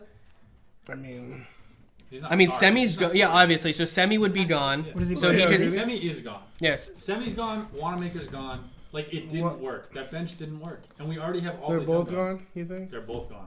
They need to be. Semi has a team option, but we're not picking it up. We're not picking it up. Semi's had his what about chance. Is Brad signed or is he free agent? They haven't given a chance, but Wanamaker is a free agent, unrestricted. He's gone. Taco's gone. Yeah, Taco Waters, Fall. I really liked what Waters did. I think he is going to be a player in the league if he gets a chance. They could sign him and put him on the red class. So. I hope they do. I hope they keep Waters. Yeah, so it's 14, 22, and 30. I we either move up or push assets into the. So they got Carson signed. Carson is signed, I think, for another year. I hope he becomes something. 14, 26, and 30. He has a stroke. We know that. And I love his physical attributes. He is jacked. He is 6 feet, and he's a running back. A big who can shoot from threes, shooting is, in my opinion, the priority. Yeah. Shooting is a priority, 100%, especially off the bench. Especially off the bench. We need bench points. That's what Horford did here when he was here. And Horford. Horford. That hurt my heart watching him this year. Going to Philly and becoming a. God. I hate Philly. That's why. So I know, but still. So one crazy hypothetical. Who has number 1 this year? Minnesota, right? Yeah. They're desperate to build around Cat and D'Angelo Russell. They're willing to trade number 1 this year. Mm-hmm. It's a stretch. But LaMelo is a point, right? He's like a 2. He's like 6'5", 6'6". Would we be interested in breaking up our big 3 of the wings, Jalen, Hayward, and Tatum? Trading probably Brown or Hayward because we're not going to get number 1. Plus 14. Okay. I would never. Do not trade Jalen. I want to hit the eject button on the draft. We shouldn't even show up. I do too because we don't even need to trade. Who's the other projected? Anthony Edwards, right, Joe? Away. I think it's Anthony Edwards. Yep. Is the other number 1 potential? He's like he's the same thing, like a 6'7" wing, 6'8" wing. Something like that. I can picture the college jersey. Yeah, I didn't do my homework. I know Minnesota wants to move that pick for a star who's ready to play with Cat and D'Angelo. I would love to do my homework, but the draft literally doesn't matter for us this year. It shouldn't. If we can move them. It shouldn't. It's tough, too, because I don't think there's a lot of big name guys like there have been in the past where we have the Zions that guaranteed number 1. Yeah. I don't know. And it's tough because there was no March Madness this year, too, so you don't know who rose. That's some big hype. So they haven't played college ball since. The biggest one I've been talking about, I like since February. Yeah, LaMelo's a stud. I think he's going to be good, too. I like Lonzo, too. So I really like what Lonzo's been doing with his career. He went from good player. I mean, he was. Who did the Pelicans just sign? Van Gundy. Oh my god, dude! I think that team should pop. I don't love like this team. I don't love Stan Van Gundy, but I think he's going to bring the right tenacity for this young team, and really he like loves physical basketball. Derek Favors, though, as a free agent, they need to re-sign Favors ASAP. I would love Favors on our team. I think he'll get paid. Something I just thought. Favors or Patrick Patterson from the Clippers. I would love either one of them to start center. Serge Ibaka. Yeah, I think he gets paid too. I know he is. It's playoff time. Let me shoot 58% from three. No problem. Lakers or something. I know. Yeah, I like Serge too. He's gonna get paid though. I wanted him a couple years ago. Something I thought of that's not on our agenda today, but this is obviously going to be a weird year. I think they're talking about starting on Christmas Day. Yeah. Do you guys think that will affect obviously the teams that made the deep playoff runs, like the Celtics, obviously they're going to have legs and health. Not a ton of. Well, I think, are they going to be gassed early season, or are they going to conserve energy? Are they going to kind of there was an ESPN article keep the momentum going, kind of? Yeah. There was an ESPN article on that, and I think someone already came out and said that most veterans, you'll see them rest a lot more early. Yeah, and, sort of I don't want to say load management. That term Kyrie Irving likes to use, but because they put that rule in. A lot of leniency with the NBA on that. With the lack of effort they gave in the finals, they ought to be good to go. But do you guys think the NBA would consider switching permanently around? So here's the biggest issue. They talked about a summer season, and the networks do not want to compete with the 2021 Olympics because they pushed the Olympics from this year to next year. Those are happening no matter what, right? No, because they pushed them this year, and as of right now, let's say COVID is still as bad as it is next year. There's no way they have the Olympics. I don't think they can't do international competitions. That would be a nightmare. So it sounds like those airline stocks they hit up though. Yeah, amen. So it sounds like the conversations have been really good ongoing between the Players Association and the league. They keep delaying conversations or deadlines because they are having good conversations. It's hard, there's two issues. They want to shorten the season so it doesn't interfere with the Olympics, but if they shorten the season, they have to bring payroll down and bring salaries down. Yeah. So now a 30 million player is going to make 20 because they're playing 30 less games. It's based on projections of Plus, who knows if there's going to be fans. I know they said no fans to start the season, but it's again, if nothing changes, who knows? I mean, we're few ones. For revenue's sake, they're going to have to get fans in the stands somehow. Yeah, how many years can they go with? The bubble was great. It worked amazingly well, but it's how many times you can't do it they again. make so much revenue. None of them will do it again. The tickets, the concessions, the beer sales. It's how many years can you do that without being okay, we're losing money hand over fist here? No, I don't think they'll ever do it again. It's just it was they did 8 games in playoffs, and those guys didn't see their families for 3 months. What do you think they would do? You think let's say things with COVID don't change? Do you think they would just say the stadiums are open if you are comfortable coming? Then I mean, they're going to limit. Yeah, I mean, they have a count somehow. NFL's letting people in. Yeah. Baseball let people in for the playoffs. But those are outdoor settings, so who knows? I mean, let's not get into hypotheticals anyway, because we could go down some dark paths. Get it over with. You can go to any game you want. Yeah, herd immunity, right? Everyone gets it. So, I mean, anything else you guys got? I think we all agree that Ainge and Stevens are on a hot seat, but not. It's a warm seat within this right year now. or next year. Yeah, it's a warm seat. It's warming up, but they're probably not leaving. Yeah. See, the pants are a little burnt. Yeah, honestly, I think we keep the whole team together. I don't think Hayward's being traded, although Hayward for Sabonis or Evan Turner would be nice. I don't think it's going to happen. We still have no bench. The thing I know. I don't think it happens because he's never healthy, and it's it's hard. It's like a Derrick Rose almost. I don't think he's the level of Derrick Rose's talent when he first came in the league, where he was an MVP. But it's starting to be every year you're man, can this guy ever stay healthy? Because it's too bad because he's one of the best players on the court when he's healthy. But it seems even when he was going last year, I was thinking it's so nice to see him healthy. 1 step forward, 2 steps back. Yeah. And it's some guys are just injury prone. So no, I want to wrap up and kind of move on to the Patriots. But do you guys think if we lost to that fully, because the Bucks are really deep. I'm not a big Giannis fan, but they are very deep. If we lost to the Bucks in 7 in the ECF, would everyone be as down as we are now, losing to the Heat in 6? Yeah. Would you still be as down? I'd be worse losing it. I mean, some time has passed. That team is not built for a championship. No, I agree. Yeah. But talent-wise, the depth of the roster... They're deep, and they have talent, but they're not... I agree with that, 100%. I don't think Giannis has what he needs to win a championship. What is that? I don't know. I think they need to get rid of Bledsoe, first of all. I think, I like Bledsoe as, sort of that tough-nosed point guard player, but, that doesn't help Giannis. Yeah. And especially, Bledsoe is so streaky shooting. What about our boy, Pat Connaughton? Oh, Patty. Remember when we saw him at the bar? He's a good player. That's very cool. Yeah. I love Pat. He's a free agent, too. He might not get signed by them. He's a shooter and plays defense. Block shots. That'd be nice. dunk contest. He was drafted in baseball, like first round pitcher. Yeah, he's a stud athlete. So, you guys, anything else? Closing remarks on the Celtics? We'll move right on to the Pats. After 4 hours of talking about the Celtics. I know. 2021's over. I know. I don't even know what time it is. Celtics 21. 1 o'clock, eh? When did we start? 107. I don't know. All right, so let's move on to the Patriots. We are, Joe, if you want to pull up some stats, we're going into week 8 right now. Right, 4-2. We already had our bye. Our 4th spot. Yeah. I'm sure it won't be the last one. Sorry. We're wow. I said we're 4-2. I don't know if I've ever remember us being 2-4. I'm enjoying the ride. Yeah, I think the stats said like pre-Brady, where it was like 2000 or whatever. Yeah. That was when we had Julian Edelman leads the team in receiving yards right now. He does, and he's had like 2 catches last 2 weeks. He said 2 targets the last 2 Oh, weeks. that's a big stat. Wow, that's awesome. Yeah. So most people great signing. Low key, one of the best signings offseason. Adrian Phillips. And So J.C. Jackson will be very good. So we're currently 2-4. I'll do a quick recap as to like how I've seen the season go, and then you guys can feed off. So we signed Cam, which I was all for. I was excited for. A great contract, great signing. It told us a lot about the confidence in Stidham, which we were all okay with Stidham until Cam came into the picture. Cam looked pretty good. I think he amazed all of us with his passing, with Seattle. the Seahawks. Physicality, he looked phenomenal. Some of the RPO stuff worked really well at the beginning of the season. And then this whole COVID thing hit, in which he had to miss a game. We missed a week on because Gilmore supposedly tested positive too. It was a false negative or whatever. And we had 1 practice in 3 weeks that Cam could attend. And the wheels have fallen off the wagon. Yep. We're 2-4. There's rumors of Gilmore potentially being traded. His house is on the market with an hour after the trade deadline for all offers. I think he's just preparing. I think so too, but where do you guys think we're at?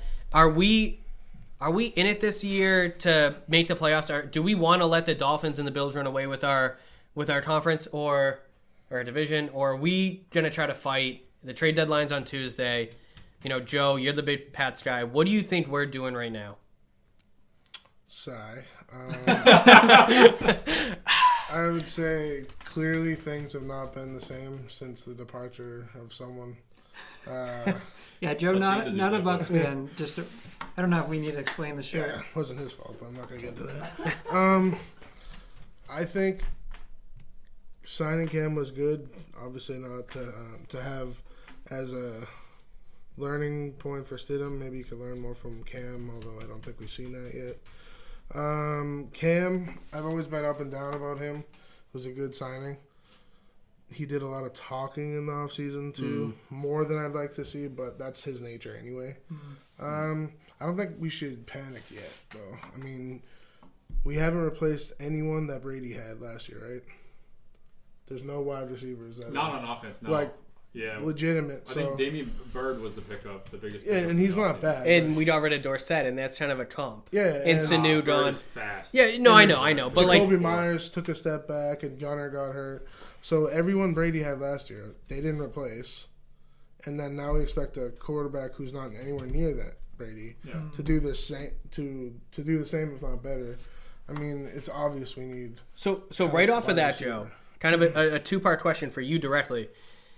Is not bringing in new offensive weapons, but bringing in Cam, was that to protect Stidham in his future, to say, okay, because we know what the salary cap is next year. Is it, let's not let Stidham get murdered, lose his confidence, let's see what Cam can do, have a little fun, maybe make the playoffs? Do you think that was Bill's thing? Like, if Cam can... Use Cam as a filler?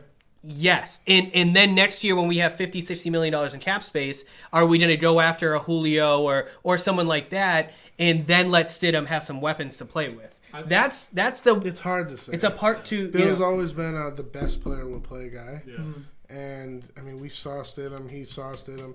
They waited to the end to sign Cam. So why did they... When Cam was free this whole time, if they had a plan, it's like we saw Stidham. Is he in or is out? Does he need more work? All right, he clearly isn't ready to be the starter. Let's go get Cam. Maybe he can learn off that. I mean, I still think Cam's a decent answer. I don't think we're going to... I don't think the goal is to win in the playoffs. I mean, obviously the goal is to win, but like I think the goal is there are different goals now. Like, let's get the offense in line. The O-line is so unhealthy. That's we have no tight ends. We have no offensive weapons. Our offensive line is injured. We had the COVID breakup, so we went to Hoyer against KC, which we were in that game. But still was a disaster offensively. Yeah, right? yeah. And that's still with no practice. And I know that there's talk of like other teams have practiced, but like there are also teams that have been together for a few years now. The Tennessee Titans, they had that core last year, right? They had a great run know last their year. game plan. Same with the Chiefs, yeah. Yeah, and so us, we have a whole new offensive design. We're completely starting from scratch. Mm-hmm. So we had that, and then we had the offensive line woes the week after, I think. They seem to be frequent. And it's just transitional. And honestly, my thing about the quarterback, if I'm just being completely honest, any quarterback the Patriots touch, I don't trust. I don't ever think they're gonna. That's an. Isn't that you don't think Cam can run the offense? No, Cam can run. I sort of meant Stidham. Like when what's his name? Jacoby. What's his name? Brissett. Brissett. Yeah. Don't get me started on sidecar. Like they.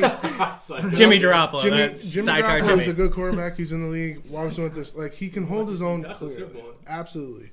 But other than him, the Ryan Mallets who can't make a flight, any quarterback the Patriots touch besides Jimmy Garoppolo in the last, I don't know how many years.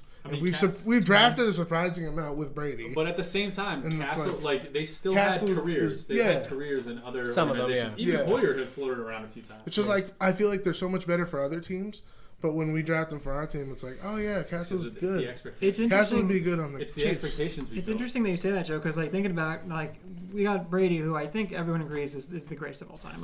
It's really hard to argue that now, especially with his 6 rings. Who knows what happens? Maybe the greatest sports icon of all time. It's interesting that we've drafted all these quarterbacks, and they're learning from the best to ever do it, and yet they're not transitioning that to our game, to their game, I should say. So it's like I also don't think Tom was teaching them as much as we thought. He's like, fuck off. I think he checked out a little bit towards the end. He didn't mind teaching Hoyer or Mallet when he was still kind of in his prime. He flat out wouldn't. He basically said he wouldn't throw to N'Keal Harry or Jacoby Myers anymore. If you're gonna drop it 2 times, I throw it to you 3 times. You're gonna drop it 2 times. And I think don't talk to me for 4 games. That's why they moved on from him. Because you can't do that though. Granted, they should have signed people. I think should have given him weapons. It's a give and take. Like Brady, you can't do that, but also stop giving me the guy on the street. Clearly, Bill and Brady were done. That happened years ago, and now Bill's happy making Subway commercials, and Brady's in Tampa. It seemed like they were torn on philosophy, where Bill was like, "I want Brady to be a game manager. We're gonna draft Harris and Sonny and run the ball." Where Brady was like, "No, I still want to sling the rock." You hit it exactly. And they couldn't break that barrier of communication. And now Brady has. I mean, he's on a Pro Bowl team now. He's got 3 Pro Bowl receivers. If Brady wanted to sit back and be a game manager and hand it off, right? But we've won those ways. We have won those ways. That does help. Yeah, no, and we have won those ways. But I think he's more noble. Like, I want to try it the hard way because I did it before. I proved everyone wrong. So screw it. I'm going to try it again. Yeah. And you know what? I'm going to roll the dice, and if I fail, I fail. Does it look like he's failing right now? No, he's not failing right now. I think Bill is trying to do less with more. I think Bill takes pride in taking the Pete, like you said, Joe, the guy off the street, and he's famous for that. He's made a career out of taking I don't know, just any of the. No, I agree. Ninkovich, Patrick Chung. I mean, he's revived a lot of people McCourty, all those people. They fit the system. I think where it differs this year, and they have a big game against the Bills coming up. So I think we talked a little bit about the Celtics make or break. I think at least for this season, this week is make or break, where they can't go 2-5 and expect to realistically make the playoffs because they have to pretty much rip all the rest of the games off there or rip through them. And then they're losing this week. Yeah, most likely. And one thing, no Edelman, no Harry. Josh Norman's out. That's honestly, it could open things up. Run the damn thing. Jacoby Myers. They've been running into a lot. Yeah. One more thing, but teams are loading up now. So now when they can't run it, now they have to throw it. And we saw last week Cam can't do that. I think that was the offensive line too. They got through. Last week though against San Fran, I think they just got disengaged. And I think once you start getting blown out, we see it even in basketball and stuff, guys stopped trying. It's not, Yeah. I think it was an effort issue last week. And you haven't helped our defense in the last 3 weeks. And you say Bill defense is tough though because they're also missing key guys because of COVID, like down to Hightower, Patrick Shaw. That last minute dropouts. Yeah, right for it. And you said one thing Bill is very good with making more out of less, right? Yeah. Another thing he's very good at, if not the best at, is everyone buying in. Mm-hmm. So if the defense is at home on a Zoom meeting and the offense is at home and there's 3 people in the stadium, it's like, how can I have all my guys? Like, I can't really connect with you. Yeah. Okay, so you think COVID's affecting them more? I think it's. I mean, it should affect every team. It's making chinks in the chain. I wouldn't agree with the COVID point though because every team is dealing with that. Yeah. So I think it's a level playing field. It's just something that we're used to. to. It's like Tuukka Rask saying that he didn't feel like the playoffs. Together. So who was that? It's like when Tuukka Rask was like, "Oh, it doesn't feel like the playoffs." I'm like, "All right, dude, just retire." Yeah. I mean, he left the playoffs. Screw him. Yeah. I heard his thing. He said his daughter was really sick, right? So, I didn't know that. Yeah.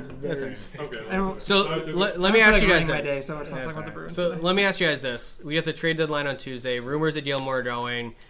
People are looking for quarterbacks. Specifically the Cowboys. They could use defensive weapons.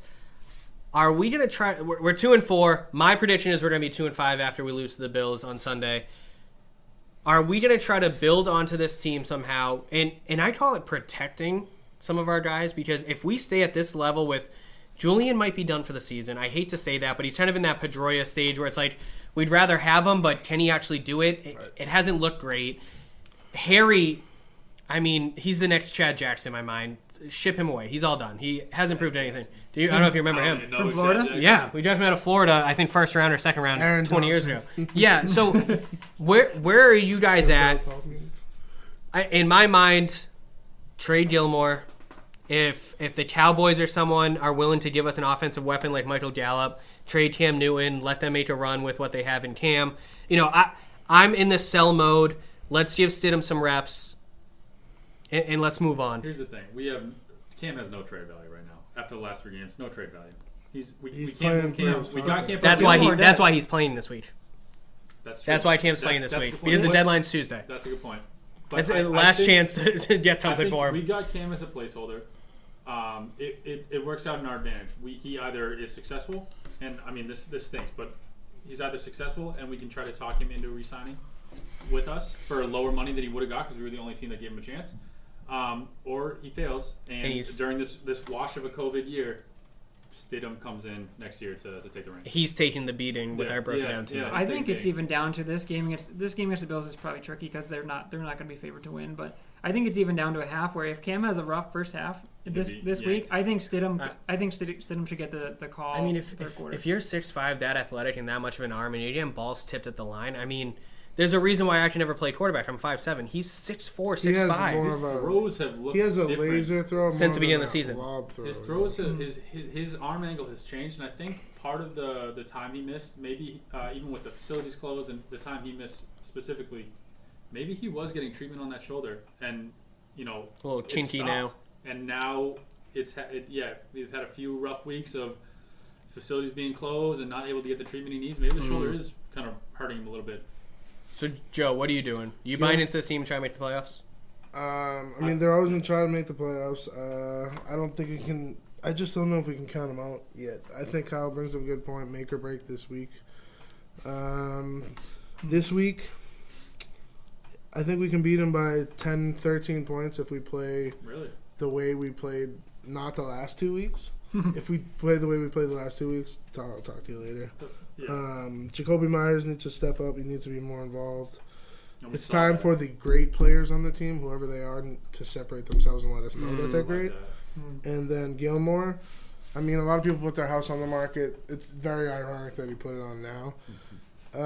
Do we trade him and get that money back too? I mean, you clear what, 16 or 18 million or his something like that? His value is really high right now. They gave him a $5.5 million raise before the season. And I think he's at like 16. Well, he did win Defensive Player of the Year last year. Of course. And then it sort of, I don't know what's happened now, but we get all that back. But I think we were talking about this the other day, or maybe it's would you buy a Ferrari to sit in it and rev it? It's like the Patriots have this great player. Patriots have this great player that they're paying all this money, but like, are we going to make anything out of it? They signed Revis for $20 million that year, and then they won the Super Bowl. Yeah. And then he went. So they got their money's worth. Yeah. With Gilmore, it's like, what are we doing? What can we get for Gilmore? We have seen before. Got to be a second or a third, in my opinion. They said Gilmore's doing a MRI. That we have seen before where players are about to be traded have fake injuries. And they sit this week, yeah. But it's ironic because this week we're playing the Bills, and he wants to. Does he want to play up his for old his team? Yeah, it's really interesting. Well, that's dangerous to put him out there. And there's a lot. Yeah, because we lose that values. I mean, there's a lot of options. It's crazy to look at like the NFC East where every single team could make the playoffs, and I think the highest win has 3. I think the Eagles have 3 wins. I could be wrong on that. It might even be 2. It might even be 2. Yeah, the Cowboys. Yeah, 1 win. 2-5. And I think the Cowboys have the tiebreaker because they have a tie. And to close on the quarterback thing, I'm obviously very hard on quarterbacks. I don't think anyone on the current team. Soft on Brady. Anyone on the current team is the future quarterback. Okay. Yeah, I think that's fair. So what? Just go right onto that, Joe. I agree with you. So what do you guys think will exploit what Bill and Josh can do to develop a quarterback better? Will it be finding that guy who has underperformed but has shown skills like a Blake Bortles, or like what the Titans did with Ryan Tannehill? Can we find someone like that, or is it a draft? That's a good match for them. I don't know. I think, first off, we need Josh McDaniels needs to go. This was his year to prove his offense. You had no more Brady controlling the offense. You had last year. I mean, that was partly on Brady based on what you said. If he doesn't want to throw to players, I mean, what are you going to do? This year, he had all of the tools in the world to make this offense something special. You saw with a few double reverses. God, that play on the goal line. Yeah, and the RPO has worked. I've honestly hated the RPO, but now that they haven't run it the past 2 weeks, I want it back. They know they're either going to run the ball or they're not going to pass it because nobody can catch. So we're going to blitz you. So I just this offense is such garbage right now, and the receivers can't get open. They've run the ball consistently, but I don't think they ground and pound. They should do that. They are the lowest in the league in play action. They should run more. Yeah. They even if they're not running, they should do play action. God, if they're low in the box, do play action, please, for the love of God. Try to get someone open, and it's just I think McDaniels needs to wake the fuck up. That's why I think Jacoby Myers needs to be more involved. He looked good last year. I think he should be getting more reps. He's taller. He can catch. He is. Also, my offensive up is Nick Folk. So. Yeah. He hasn't missed in like 3-4 weeks. He hit a 40-yarder, I think. I was blown away. So, sorry to go back to the question. Where do you think Bill's going to find the future quarterback?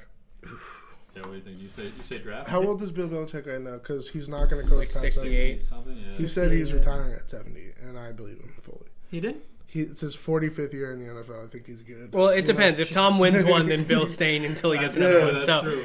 So if Tony La Russa, do you see that? 76 years old. At this rate, if Tom wins one, then Bill's going to be staying for a while. Yeah. At this rate. So Bill might retire after this weekend, depending on how the game goes. Honestly, you guys are on your own.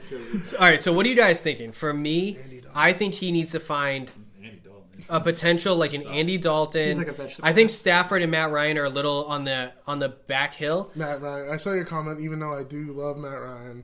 Ha to what happened still, but yeah, he's a born loser, dude. I love Matt Ryan and I loved him at BC, but like he's had so many weapons and he's never won anything. I know the Patriots kind of broke them. Yeah, we cursed but them. We did coaching and defense. I mean, that happens. Like we were the better team in that Patriots team. I mean, they saved me thousands of dollars by that second half comeback. I was sitting there like, hey guys, I'm gonna need a gun. Yeah. What's the second receiver again on Falcons? Ridley? Ridley, Sanu. Is it safe to say that Ridley has surpassed Jones as number one? It's hard to say because covering Julio. Yeah, I mean Julio had like 8 in $130 Thursday night. First half. Yeah, so it's hard to say. Those two are just so nasty. Devontae Adams, incredible. It's just to me, it's kind of like we just to go back to trade deadline real quick. Well, the offense is a mess right now, but previously I would have said AJ Green is a great fit for the Patriots. Yeah. And should be cheap. And I think he said he wants to get traded because that poor Sapp is like kind of like Julio. He's so good and he's been on that crappy team for so long. And this is like a better year. The stats last 2 weeks, he's getting targets. They're probably forcing it to try to get some trade value out of it because they got Boyd, Ross, who's kind of taking a back seat. I want to see wide receiver, tight end. Ross is a good one. Boyd. I'm high on Ryan Kerrigan, pass rusher. 9.9 David Njoku, love him. I wish they didn't get rid of Njoku on the Amendola. Browns. D.D. Westbrook. JJ Watt is out there, but I'm not like really like. I don't think. And then lastly, I would love to see Will Fuller here. Well, I don't think Houston's trading Will Fuller. I think the Texans are selling. The best Texans are selling. I think the best option is going to be Kenny Stills. Or even Randall Cobb, which Cobb would fit well in our offense if you can stay healthy. Did you mention that? Kenny Stills is possibly? Luke did. Kenny Stills he has a $7 million contract, which I think is perfect, and it's expiring too. So that's what we want. I think John Ross too. His contract's expiring next year, and he's like five months. All right, so let me ask you guys this: we're a 4-point underdog against the Bills this week. That's generous. I think so too. Are we? I think we'll be pleasantly surprised. But go ahead. What do you think? Are we winning this week? So, I thought we were going to win against San Fran. I thought they were going to, because they didn't, who did they play the week before? It was the Broncos. Yeah, that thinking was it 18-3 or something? They lose to the Broncos. There's like the Broncos' second win over the Patriots in regular season since like 2000. We could have came back against the Broncos too. Yeah, something bad. Other than like those few years where they had Peyton Manning, where they literally had like everyone around him. Yeah. I think I can see this game going two ways. I think part of me thinks, I mean, it depends. I don't even know if Jules is going to play this week, but like he hasn't been reliable. You think like no matter what you can rely on Jules, but now this year it's like I have him in like my fantasy team. I think he's going to go to my bench because like dude, he's had like 2 catches in the last 2 weeks. He's getting covered by linebackers. It doesn't even look like Juliet. I don't even know who that person is. It's not Juliet Oven. But like I can see them like kind of being like, all right, this is our season basically. Like, do you guys want to show up or are you going to roll over like you did against San Fran? Yeah. So I think it's either the Patriots are going to surprise a lot of people and they're going to show up, or I can see it probably being worse than last week where if they get down early, what kind of quit does this team have? Or does this team have quit in them? Does it have heart? Yeah, exactly. Do they have heart? Because I don't know. This post Brady era is so like it's uncharted waters right now where it's like for 20 years it was like, you know what, if you have Brady, build around him and we'll make it work. And for 20 years that worked. With maybe the exception of last year, but so we winning or losing this week? I don't know. I'm trying to talk myself into it. Wait. Is N'Keal Harry done? N'Keal Harry's not playing this week. And no Edelman, no Gilmore. We definitely know no Gilmore. All right. At the risk of looking back on this video and being like, wow, I was stupid. I'm gonna say that they do win this week. I think that they dig deep and they say, you know, because 2-5, your season's pretty much done. In the NFL, it's really hard to make up 3 games, and the Bills are in first, right? So they would be what, 3 games up or 4? 3? Just 3, right? I think they're 5-2 games. Yeah. Yeah. They're 4-2. It's really hard to make up games in the NFL because it's usually Bills have a tendency to like play well, and they are a legit team, and even the Patriots are playing well. They always beat the Bills. We have this ability to go. Wyoming. We have this ability to go into Orchard Park or Ralph Wilson Stadium, whatever it is, and like Rex Burkhead will rush for 3 touchdowns. Yeah, you know what I mean? Like it's like one of those Sundays where it's like 21 to like 10, and it's like all rushing. You know, I feel like it's going to be 50 degrees and sunny. Like I feel like so this is how I look at it. We don't have an offense right now. You know, I know people are down on Sonny Michel. I love Sonny. Is he back this week? He's not back, but I love Sonny because he's a 4 yards per carry guy. He's not explosive. He's not dynamic by any means. But if we're going to do a pound and ground, we need someone who can just keep the ball moving forward. I do like Harris. I like Taylor as well. And Burkhead's had a good season. But for me, without Jules, with not knowing what our offense is, without N'Keal Harry, our offense is not going to be enough to make up for our defense without Gilmore. And when you look at Stephon Diggs, John Brown, Cole Beasley, their tight ends, and we let up a lot of running yards. And Singletary isn't a great running back, but Singletary and Moss could create some problems for us. Josh Allen does run a lot too. And Josh runs a lot, and we don't have the linebacker speed to catch up to him. I think we contain. I'm gonna say we lose by double digits or more. Really? Yeah, I think we're gonna lose by double digits. I mean, we couldn't beat the Broncos. We had no chance against the Niners last week, and I think the Bills are obviously better than Broncos. They're probably a step below the Niners, depending on health. I just don't think we have a chance this week. You told your lies. Let me tell you the truth. All right. I still have faith in the Patriots. I still have faith in Cam. I still have faith in Bill. I think J.C. Jackson is going to step up. I think we match up well with the Bills. And that's ironic that you say that because J.C. Jackson was not a starter. He's leading the team in interceptions right now, too. Yeah, no, and he's not a starter. I think he's going to step now up. he's a starter. He's really good. I think that we match up well with the Bills as long as we can contain Josh Allen. I think I'm not worried about the running game. I'm worried about scrambling out of the pocket I'm worried about them moving the chains on like those long third downs when we don't have a spy. And I think that we'll be. I pray to God, Bill, run the ball, just pound the ball, keep possession, and I think we'll be fine. It's going to be very similar to the Denver game where it's going to be low scoring, but we're going to be the 18, they're going to be the 12. The Bills are kind of like comfort food, where it's like even if like they're obviously in a spiral right now, the Patriots. It's kind of like, all right, like everything that's happened, it's like we got, this is our season essentially. Like, and it's like, okay, we're playing the Bills. We always beat the Bills, even when the Bills have been good. Even the games are usually close and usually tough, but it's like, I know it's like Brady's not there anymore, so it's different. But like, hopefully they can look at the jersey, if nothing else, and just be like we own the Bills. So like, all right. So you got them winning. I got them losing. Joe, despite what we say about the rushing, if we take Cam Newton and his 5 TDs and 244 yards out of it, it isn't at the top. It's it's not as good as we think it is. When's the last time we saw Sonny play and he's second in the team in rushing? I mean, Sonny's a solid running back. He's averaging 6.7 yards per carry this season. Last week. Did you hear his name called? I don't know. Yeah, right. Exactly. Yeah, Harris is averaging 6 yards a carry. He has not got the opportunity. They haven't run him much since the first couple of weeks. Yeah, Sony too. 6.7. Yeah. That's because he runs like to the sideline. So what do you think? Sony was. I love Harris cutting. Yeah, who are you taking? Don't think about it. Go with your heart. No. I know you want to pick the Patriots. He's like, well, I think Tom and the body. Yeah, right. Well, it's interesting now that we're on a podcast, because before it was really, I was like always ride or die. Patriots, Patriots are gonna pull it out. And win. Now you don't want to seem stupid in front of our negative viewership. Yeah. just it's not even that. Just speaker. I'll tell you real quick, Joe. For me this year, I was the same with you. I was like ride or die Patriots. This year has shown me that like I still. I'm rooting for the Patriots, but like I realize that I am more loyal to Tom, to Brady. Oh boy, let's not go down this talk. We'll have plenty of time in different podcasts. It does make you miss him though. This year, of course. There's no doubt that a Patriots loss with Tom hurt 10 times more. Yeah, but I'm still. It's a little more understandable losing now. It happened like once every decade. Bills beat Pats. 2-2. Okay. Let's move on to the NFL. We did the trade deadline coming up on Tuesday. Let's see where the current status is. So we're just going to kind of rifle through some buy or sell. Are you adding to your team at the trade deadline, or are you ready to sell some pieces off and look forward to the future, like I think the Pats should probably do? Lude, we'll start with you. The Cardinals are 5-2. They're technically in 4th place in the NFC West. Are they going to try to add on to that team, or are they going to stand pat? Yeah, I think you have to.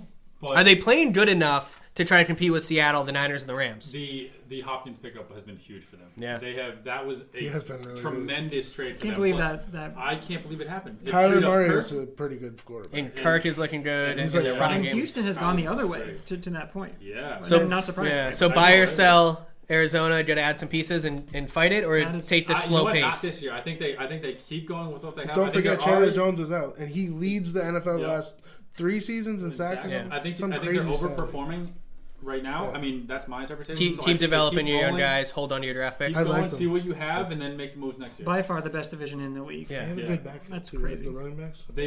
Chase Edmonds is the star right now. I think Drake got hurt, but I think that the backfield is the one thing they need to figure out. Drake popped off last season. He did, but he's not had that explosion this year. I think that's the one thing they need. Joe, San Francisco 49ers. They are 4-3. They've had a lot of injuries. I know you're not high on Jimmy. Do you think that? Personally, I would.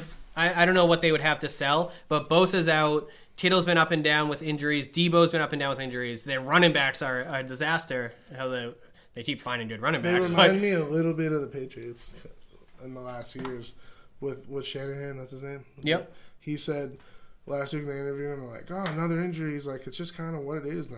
We roll with it.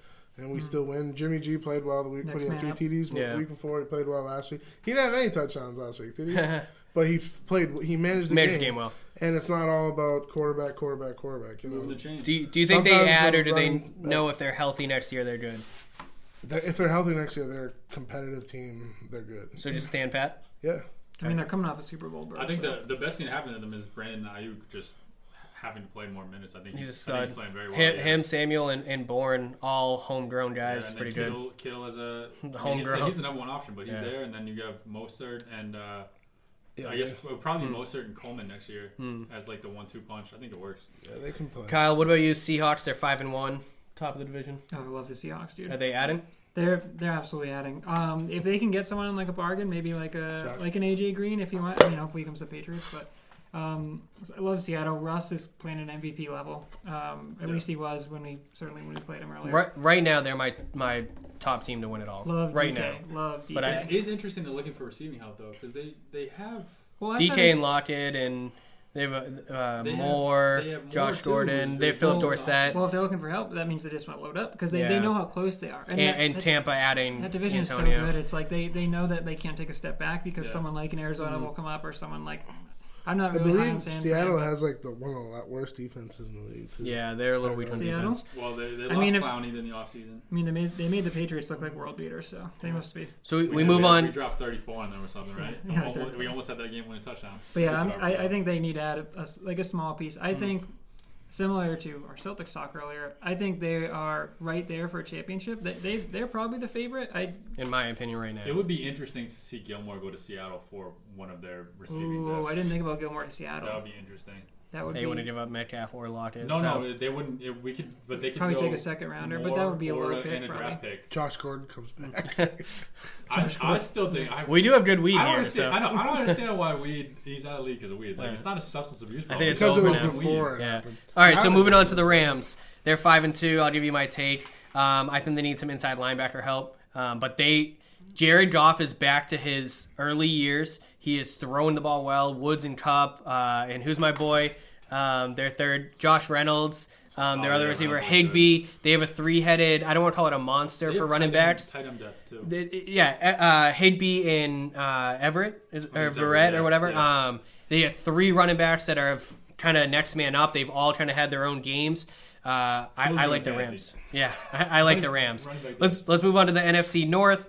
The Vikings, they are 1-5. They are underperforming. Dalvin Cook's having a year. Thielen's having a year. My cousin Jamie wants to kill Kirk Cousins. You don't like that. The Vikings are my second favorite team, so I'm going to go. I want to sell. I hope that they trade Kirk Cousins, send him to the Cowboys for a draft pick, send him to the Cowboys for Michael Gallup, sell that quarterback, and get out of that contract for the love of God because Dak Prescott is not coming back to the Cowboys. Where is Case Keenum, the backup? Who knows? Because he was good. Isn't it the Rams? For a minute. So I don't know who's the backup in I don't know. You can just Joe, let's move on to the Detroit Lions. They're 3-3. I would say that they're overperforming with Matt Patricia. What do you think? They buying or selling? They're third in their division. They're always Matt Patricia won't make the season. Probably not the next few weeks. They have a solid offense with Swift. Mm-hmm. AP's actually not playing terrible for his game. And they get Galladay leads the NFL in the last two seasons in 20-plus yard I think games. he missed the first 4 games. Yeah, so he's pretty good. And he is lighting it up again. Who's the other guy? Marvin Jones. Marvin Jones. Does not look good. He hasn't looked good. He's kind of. He had a big year last year. Who else do they have? Who's their tight end? They have Hawkinson. Oh yeah, he's new and he's going to be good. He's playing well and too. Matt Stafford is a great arm, great accuracy. That team does not work. Yeah, I think they got to trade Marvin Jones. The defense they is get just some draft. They had a good defense for a minute with Slay. Would Stafford be moved to the deadline? I don't think so. No. I don't think there's enough teams looking for quarterbacks. I think because then you got to move your head coach. Patricia's gone next year or even this year, depending on how the season goes. Swift looks great. AP, God bless him for still playing. Yeah, that's amazing. Hats off. And he's performing too, and he's only getting he's 12, late 15 30s, isn't he? game? How old is he now? Late 30s. He's gonna be. And running backs always fall. The cliff usually have 30. Yeah. Luke, Chicago Bears 5-2. They're technically second in the division. What are you doing with that Nick Foles team? I don't know. That's so tough. I think I'm surprised. I mean, you have Khalil Mack on one side. The defense is playing well. They need a receiver. They have a good defense. They have receivers. They have Robinson and Mooney are solid. You know what they need? They need running back depth because Montgomery. Who? God bless our fantasy team, but Montgomery, for some reason, they do not want to give the ball to Cohen's Montgomery. up for the year. Oh yeah, Which he's on my fantasy team. Yeah. Chicago. They don't want to give the ball to Montgomery. How is their record? But they are 5-2. Yeah, 5-2 feels like overachieving. They were to me. 3-0, 4-0. Yeah. Weren't they? Yeah. Listen, With Trubisky, and then I don't want to hear. They beat the Bucks too in that Thursday Night Football. Yeah. Trubisky is not a thing. I don't want to hear it. No, he's done. It's Foles' team now. Foles is hit or miss, though. Who said it? Was it you last week on Facebook or something? Nick Foles is someone fucking said it. he's just like the biggest scam of all time. Yeah. Oh, he's gonna fall off eventually. It was He's he such got a the scam. Super. It's like Eli Manning staying with the Giants. He got 2 Super Bowls, and then I don't know. I think the Bears. Hey, we don't talk about the Giants here. Okay. All right, moving on to the Green Bay Packers. Aaron Rodgers having a lights out season. He still is. They just can't stay healthy. Kyle, that's on you, Packers. Are you adding to the Devontae Adams, the Aaron Jones, and Lazard? Are you trying to add to that team? I love that team. Watching last week, I was like, 200 Devontae yards, Adams came out of nowhere a few years ago, and it's Yeah. like he is such a stud. He's bro. a number Is he one. buying or selling? Yeah, you gotta buy. I think you have to because that division is pretty And weak. Rodgers' window is closing. You have to go all in. What are they looking for? Are they looking for? They're looking for a top receiver today. Today I heard Yeah. like a big name receiver. They could be looking at Stills. I think they want Fuller. That was the. I know his value's down, but would like someone like an Edelman help Rodgers? Maybe. He loved Randall Cobb. If the Pats He are- did love Randall Randall Cobb Cobb. was good on the Packers. Yeah, he And loves a Lazard- slot guy. Lazard's coming back too, so that Yeah. field should open up a little bit. And I that'll like, make Stanton a little better for deep threats. I like him. Yeah, I like the Packers a lot. I love them. They had a really good year last year too. Yeah. I love them, so I'm a big And Rodgers fan. Their I one think- loss is to a very good Bucs team. I mean, they got stomped by the Bucs. I think but they need a secondary, if I remember correctly. They do. I It's think a little their weird. front That's the four's pretty thing good. about the Packers. Rodgers They're- has only one ring, right? Yeah. It's kind of 8 crazy years to me. I ago. feel like it's crazy. I feel like he has to have. And then at when least that one. Brady Rogers thing came on, it was like the goat against the goat. Yeah, I that's wasn't not- sure who the other goat they were talking about was. all right, let's try to speed up this process. I'm looking in the mirror. All right. Getting into lesser divisions. All right, the NFC East, buy or sell, 20 seconds, Luke. Eagles, they're 2-4-1, top of the division. You don't do a goddamn thing. No, just You let the just wheels let fall it- off yeah. or keep moving I forward. mean, you don't even know what Carson is. He can turn it Titans around. are This injured. This is where I wish they Alshon would hasn't change the played. rule that the division winner automatically makes the Alshon's playoffs. still there. I know. And then You give can your still make the playoffs. That's the thing. Deshaun so just Jackson's Someone's been the gonna win number that one trophy. try to win the receiver division. That's a win for you. 15 years. Joe, the Washington football team, young, building, 2-5, second place. What are they doing? I mean, coming up with a real they're name. gonna try and build, but they're not gonna be good for a while. I think they stand pat, keep developing youth. I can see Who's them their moving starter? on. Alex Smith. Are they? So he gets No, some broken Allen, leg? Kyle Allen. Kyle Allen's playing great. I think they try to move Dwayne Haskins. Yeah, They they still- have a yeah, log jam there now. Quarterback too with Haskins. To me, Yeah. either quarterback there hasn't worked. All right, Dallas Cowboys. Obviously, a ton of talent on the offensive side. No Dak. Dalton got his head chopped off last week.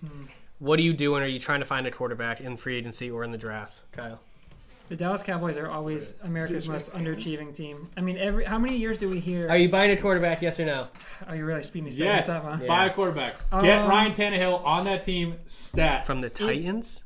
I'm sorry, Fitzpatrick. Oh, Ryan Fitzpatrick Get from the Fitzpatrick Dolphins. on I like that that. team. I like if they can get a good cheap quarterback, someone looking. You got it. I think you have to try to keep that offense moving Yeah, forward. I think you got to buy because Joe the Flacco. division's up for grabs. All right, Giants. They are 1-6, but I think all of us can agree they've kind of. Sell. They're a good 1-6. I think they just stand pat. What are they going to sell? Golden Ingram, Tate, maybe. Golden Tate.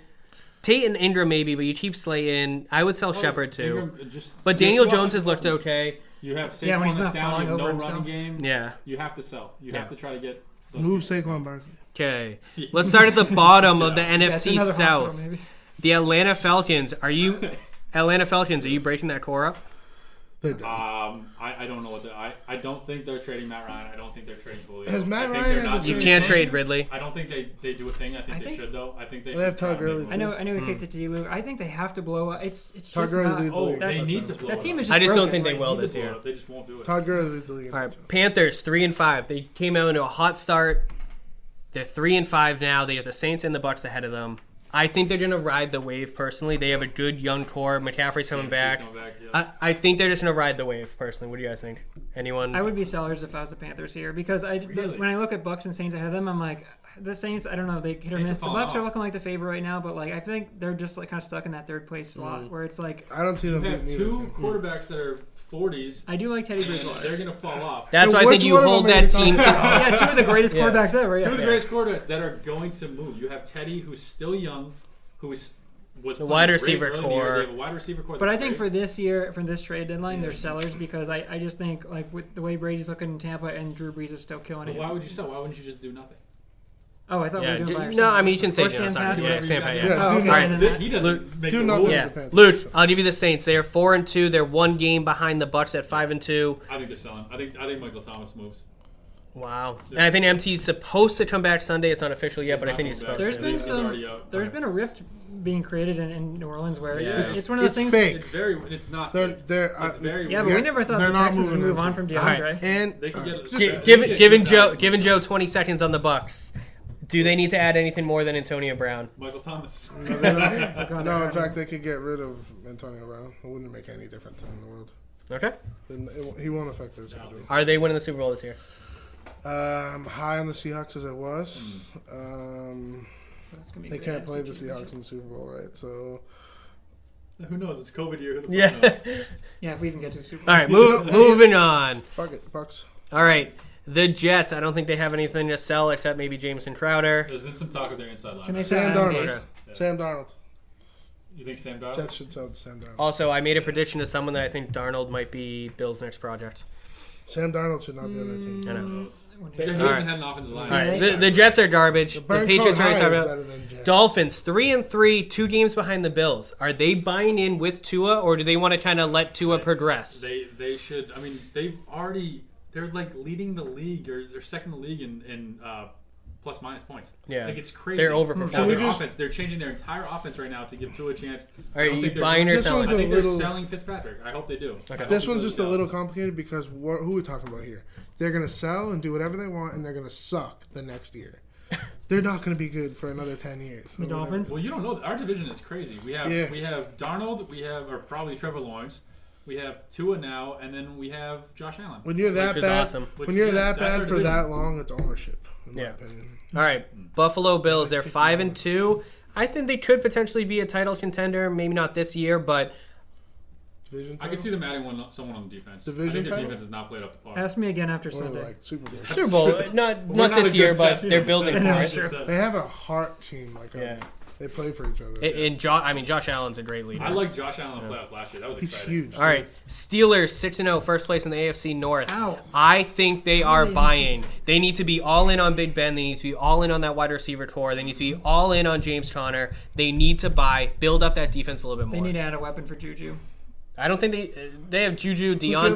Deontay, Washington. Deontay Johnson, They got James Conner? Washington, and Charles Claypool. I mean, their wide receivers Oh, are yeah. stacked. Really good. They need to add on Claypool is defense. Great He's wide like receiver. 6 Yeah, touchdowns. always. We need their scout. I know. We need Hines their scout. Ward, like I would always. trade. I don't like- I would I trade don't like Gilmore Pittsburgh for their defense. scout No. right now. All right.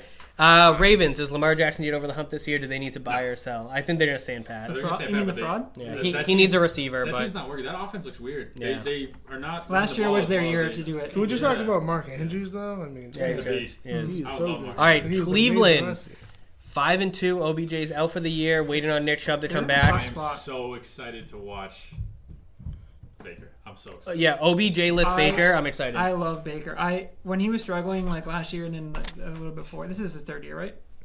Maybe fourth. Yeah. Anyway, Third. I love a confident Baker. That Yeah. throw he made last week, that dime to win the game, I was like, oh my god, I got a chub from that. Let me tell you that. Yeah, All right. I like that. Moving on. Bengals 1-5. Also- Joe Burrow has played very well. Joe, you want to take the Bengals? Go ahead. By the way, not high on Baker. I think it's fake. We'll see. Yeah, we will. We'll see. Joe Burrow is the real deal. The dude can throw with nobody on the team. The best They're obviously not making the playoffs this year. I But think they- AJ Green's on the block. Always look They've to had improve. a bunch of tough games. I think like Ross or AJ Green might go, but I think it. I don't know if they make it. works They wanna out. hold on, It works yeah. Like a out. draft. All right. Tennessee Titans. They are 5-1 atop of the AFC South. Get that defense some more help. Yeah. What's That- his name? The that division's- receiver there? Court. Is it Corey Court? Brown and they have Brown and Davis. AJ Brown and They're Corey so- Davis. They're Humphreys. so good. They And catch Derrick us. Henry's the best running back in the football right now. Corey Davis disappeared for 2 years. Tannehill's He's been a great back. fit Yeah, for them. it's been Yeah. really- And they got Humphreys. They Who's got a the tight tight end? end. John Smith? It works. And I Tannehill thought should. I thought he was lightning in a bottle last year, and then No. never His won. play action is It fucking unbelievable. works. And yeah, that's exactly what the Pats should be: is ground Hammer the down ball. and play action, and it works so He's well. the right quarterback for All that right. system. Indianapolis Colts. They're 4-2. They're clearly second in the division. Yeah, where did that come They from? got Stand Rivers. pat. They got Well, Rivers the now, right? Texans and They got Jaguars Rivers, suck. yeah. They're gonna Rivers, stand T.Y. pat. can't catch a ball. Is that me? He's had a very off year. I think they should sell. I think they should sell T.Y. I think they can get some value for T.Y. Hilton, even though he's his just by name. I mean, Taylor's been very good. I get think a that helps. Rounder. T.Y. to a contender would be. I mean, yeah, they're contending too, but they're kind of stuck in the middle in that division. I feel like where it's like the Colts are always just like it's like they put the AFC finalist banner. Yeah. It's like their defense is playing very well though. Like Houston Texans. Technically, they were selling in the offseason by getting rid of Hopkins. Losers. They're going to continue to sell. I think break up the wide receiver just like the Atlanta Falcons, a loser franchise. Dude, they will never. The Houston Texans will never be good. If you can't be good with Deshaun Watson, first of all, never. Why would you trade DeAndre Hopkins? It doesn't make sense. It makes no sense. Because you're Bill O'Brien. I get mad at that team. The way he's I get mad at that team because I love Deshaun Watson, and I like when I look at the Texans, it reminds me of the Falcons. I'm like, you should be really good, and like. Yeah, he had one down year. The year before, he didn't drop any catches out of 113 catches. You see what happens in the past. Why don't we have no offensive weapons and just let Deshaun do his thing? It doesn't work. You had arguably the number one receiver in the league, and you're just like, we're good. All right, we have Kenny Stills. I would take Deshaun Watson on the Patriots. Absolutely.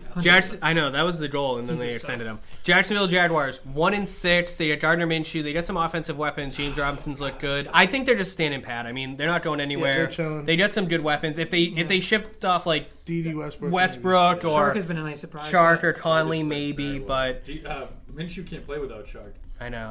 I think Minshew's out this week. I think he's hurt. He broke he's they're playing gonna, with a broken hand. I like Minshew, but he seems like he's going to be stuck at average. All right, moving on. The Chiefs, they're 6-1. Do we beat them with Cam? They've looked a little rough. Do they need to buy? I mean, they added Le'Veon, which I think he's going to break out this year. They already bought with Le'Veon. Or this week. To buy more? Yeah, right. I think it's interesting to see. We all know Andy Reid's a freaking genius with the backfield. Like, he will make Le'Veon and the rookie work. I forget his name. But I think they already bought Clyde Edwards. Yeah. All right, Oakland Raiders 3-3. I mean, they can't stay healthy. Ruggs has been in and out. Jacobs has had some slow weeks. He's slowed down a little bit. I haven't really watched any games. Tyrell Williams hasn't played yet this season. Unreal, though. Yeah, Darren Waller. And so is, I'd like to see the Raiders buy because it's good to have them relevant again. I like having like the bad boy Raiders being alive. I like Gruden too. How long are they going to stick with Derek Carr though? Like how long? Derek Carr's been good this year. I like Hunter Renfrow. Well, he was good last year. He had like 70% completion, but I mean, like how long does that experiment go for? It's hard. Yeah. All right. It's weird. L.A. Chargers, almost call them San Diego Chargers. They're 2-4. They're kind of in a weird rebuild, but Herbert looks good. Herbert looks so good. You know, they moved on from Melvin Gordon to Eckler, and now they have the two-headed of Jackson and Kelly, which we've dealt with. Yeah. I think they're just standing pat. I mean, I think Eckler's going to come back. I think Herbert's look fantastic this year. He might be like him and Burrows. If Tyrod is healthy, I wonder if they send Tyrod to the Cowboys. Tyrod's working on a big lawsuit against the let's talk about that. What the hell? Tyrod has had the worst luck in the NFL. He's looking at a decent entitlement. I'm sure. I think he's healthy now, which is good, but he could be doing the Cowboys. All right, Denver Broncos 2-4. They're obviously in a rebuild. They got some decent young weapons. I don't see them selling anything. They have nothing to sell. Yeah. I mean, their receiving core is down. Like Sutton was supposed to have a big year, and who's Judy. I think that the receiving core is going to be good. Like Lindsey, I think those pieces are going to be good. I'm not positive on the quarterback. I think that he looked good last year, and he's looked okay this year. I mean, Sutton was his number one option last year, and then Fant's been injured. I think it works. I think it'll be a few years. I think they're going to hold on to it. Yeah. There can only be 32 quarterbacks, right? And even out of all the 32, barely like half of them. Let's not forget that Von Miller's been out all year too. That's true. Yeah, and that defense is still playing well. Yeah. All right. So each week, guys, we want to give you one of our own gambling picks and one fantasy play each. I'll lead off with my gambling pick. I'm taking the Rams minus 3.5 over the Dolphins this week. I think Tua's going to have a little bit of a hiccup. He will look good, and he'll have some fun, exciting plays. But I think the Rams are playing so well. There's too many weapons for that Dolphins defense to cover. I get the Rams minus 3.5 over the Dolphins this week. Cool. I got Seahawks minus 3.5 over Niners in Seattle. Okay, cool. I'm going money line. Bears plus 200 over New Orleans. Ooh! Let's go. Taking a sleeping underdog. I like it. Put your money on the Bears. Bears plus 200. I love it. I'm going with Packers over. We looked at it earlier. I think the Vikings are playing.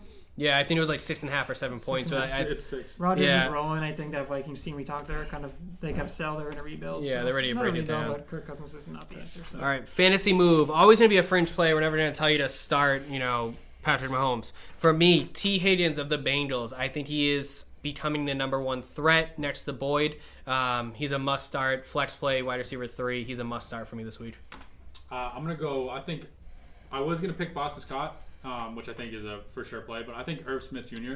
from Minnesota. I think that's the player to watch this year. He's becoming the premier tight end for them. Kyle Rudolph's underperformed. And Week 8, Irv Smith Jr. Cool. Get you 10. For me, we talked about him being kind of hit or miss with injuries, but I think I'm going to go Ruggs. Because I think Ruggs is... I love Henry Ruggs. Me too. The targets aren't there. It's just he's a deep ball threat. Yeah, I think he's kind of like... he's probably going to be available, I'm sure, in some leagues. So I think... It's a great waiver pickup if you can get him. Yeah, I know he's been battling injuries, though. So Joe? I'm going to go with Kareem Hunt this week. Okay. Raiders shaky. And this should be his last or second to last week before Chubb comes back, and he wants to keep his playing time. Yeah, that makes sense. Despite what he did, he's a great running back. Like, he's very good, shifty. His talent has never been in the question. Yeah, it's always been his attitude. Yeah. All right, guys. Well, that concludes week 1 of Title Talk. We appreciate you guys for watching. We will be back next week with a whole new agenda. Episode 2. Thanks for watching, guys. Thanks, guys.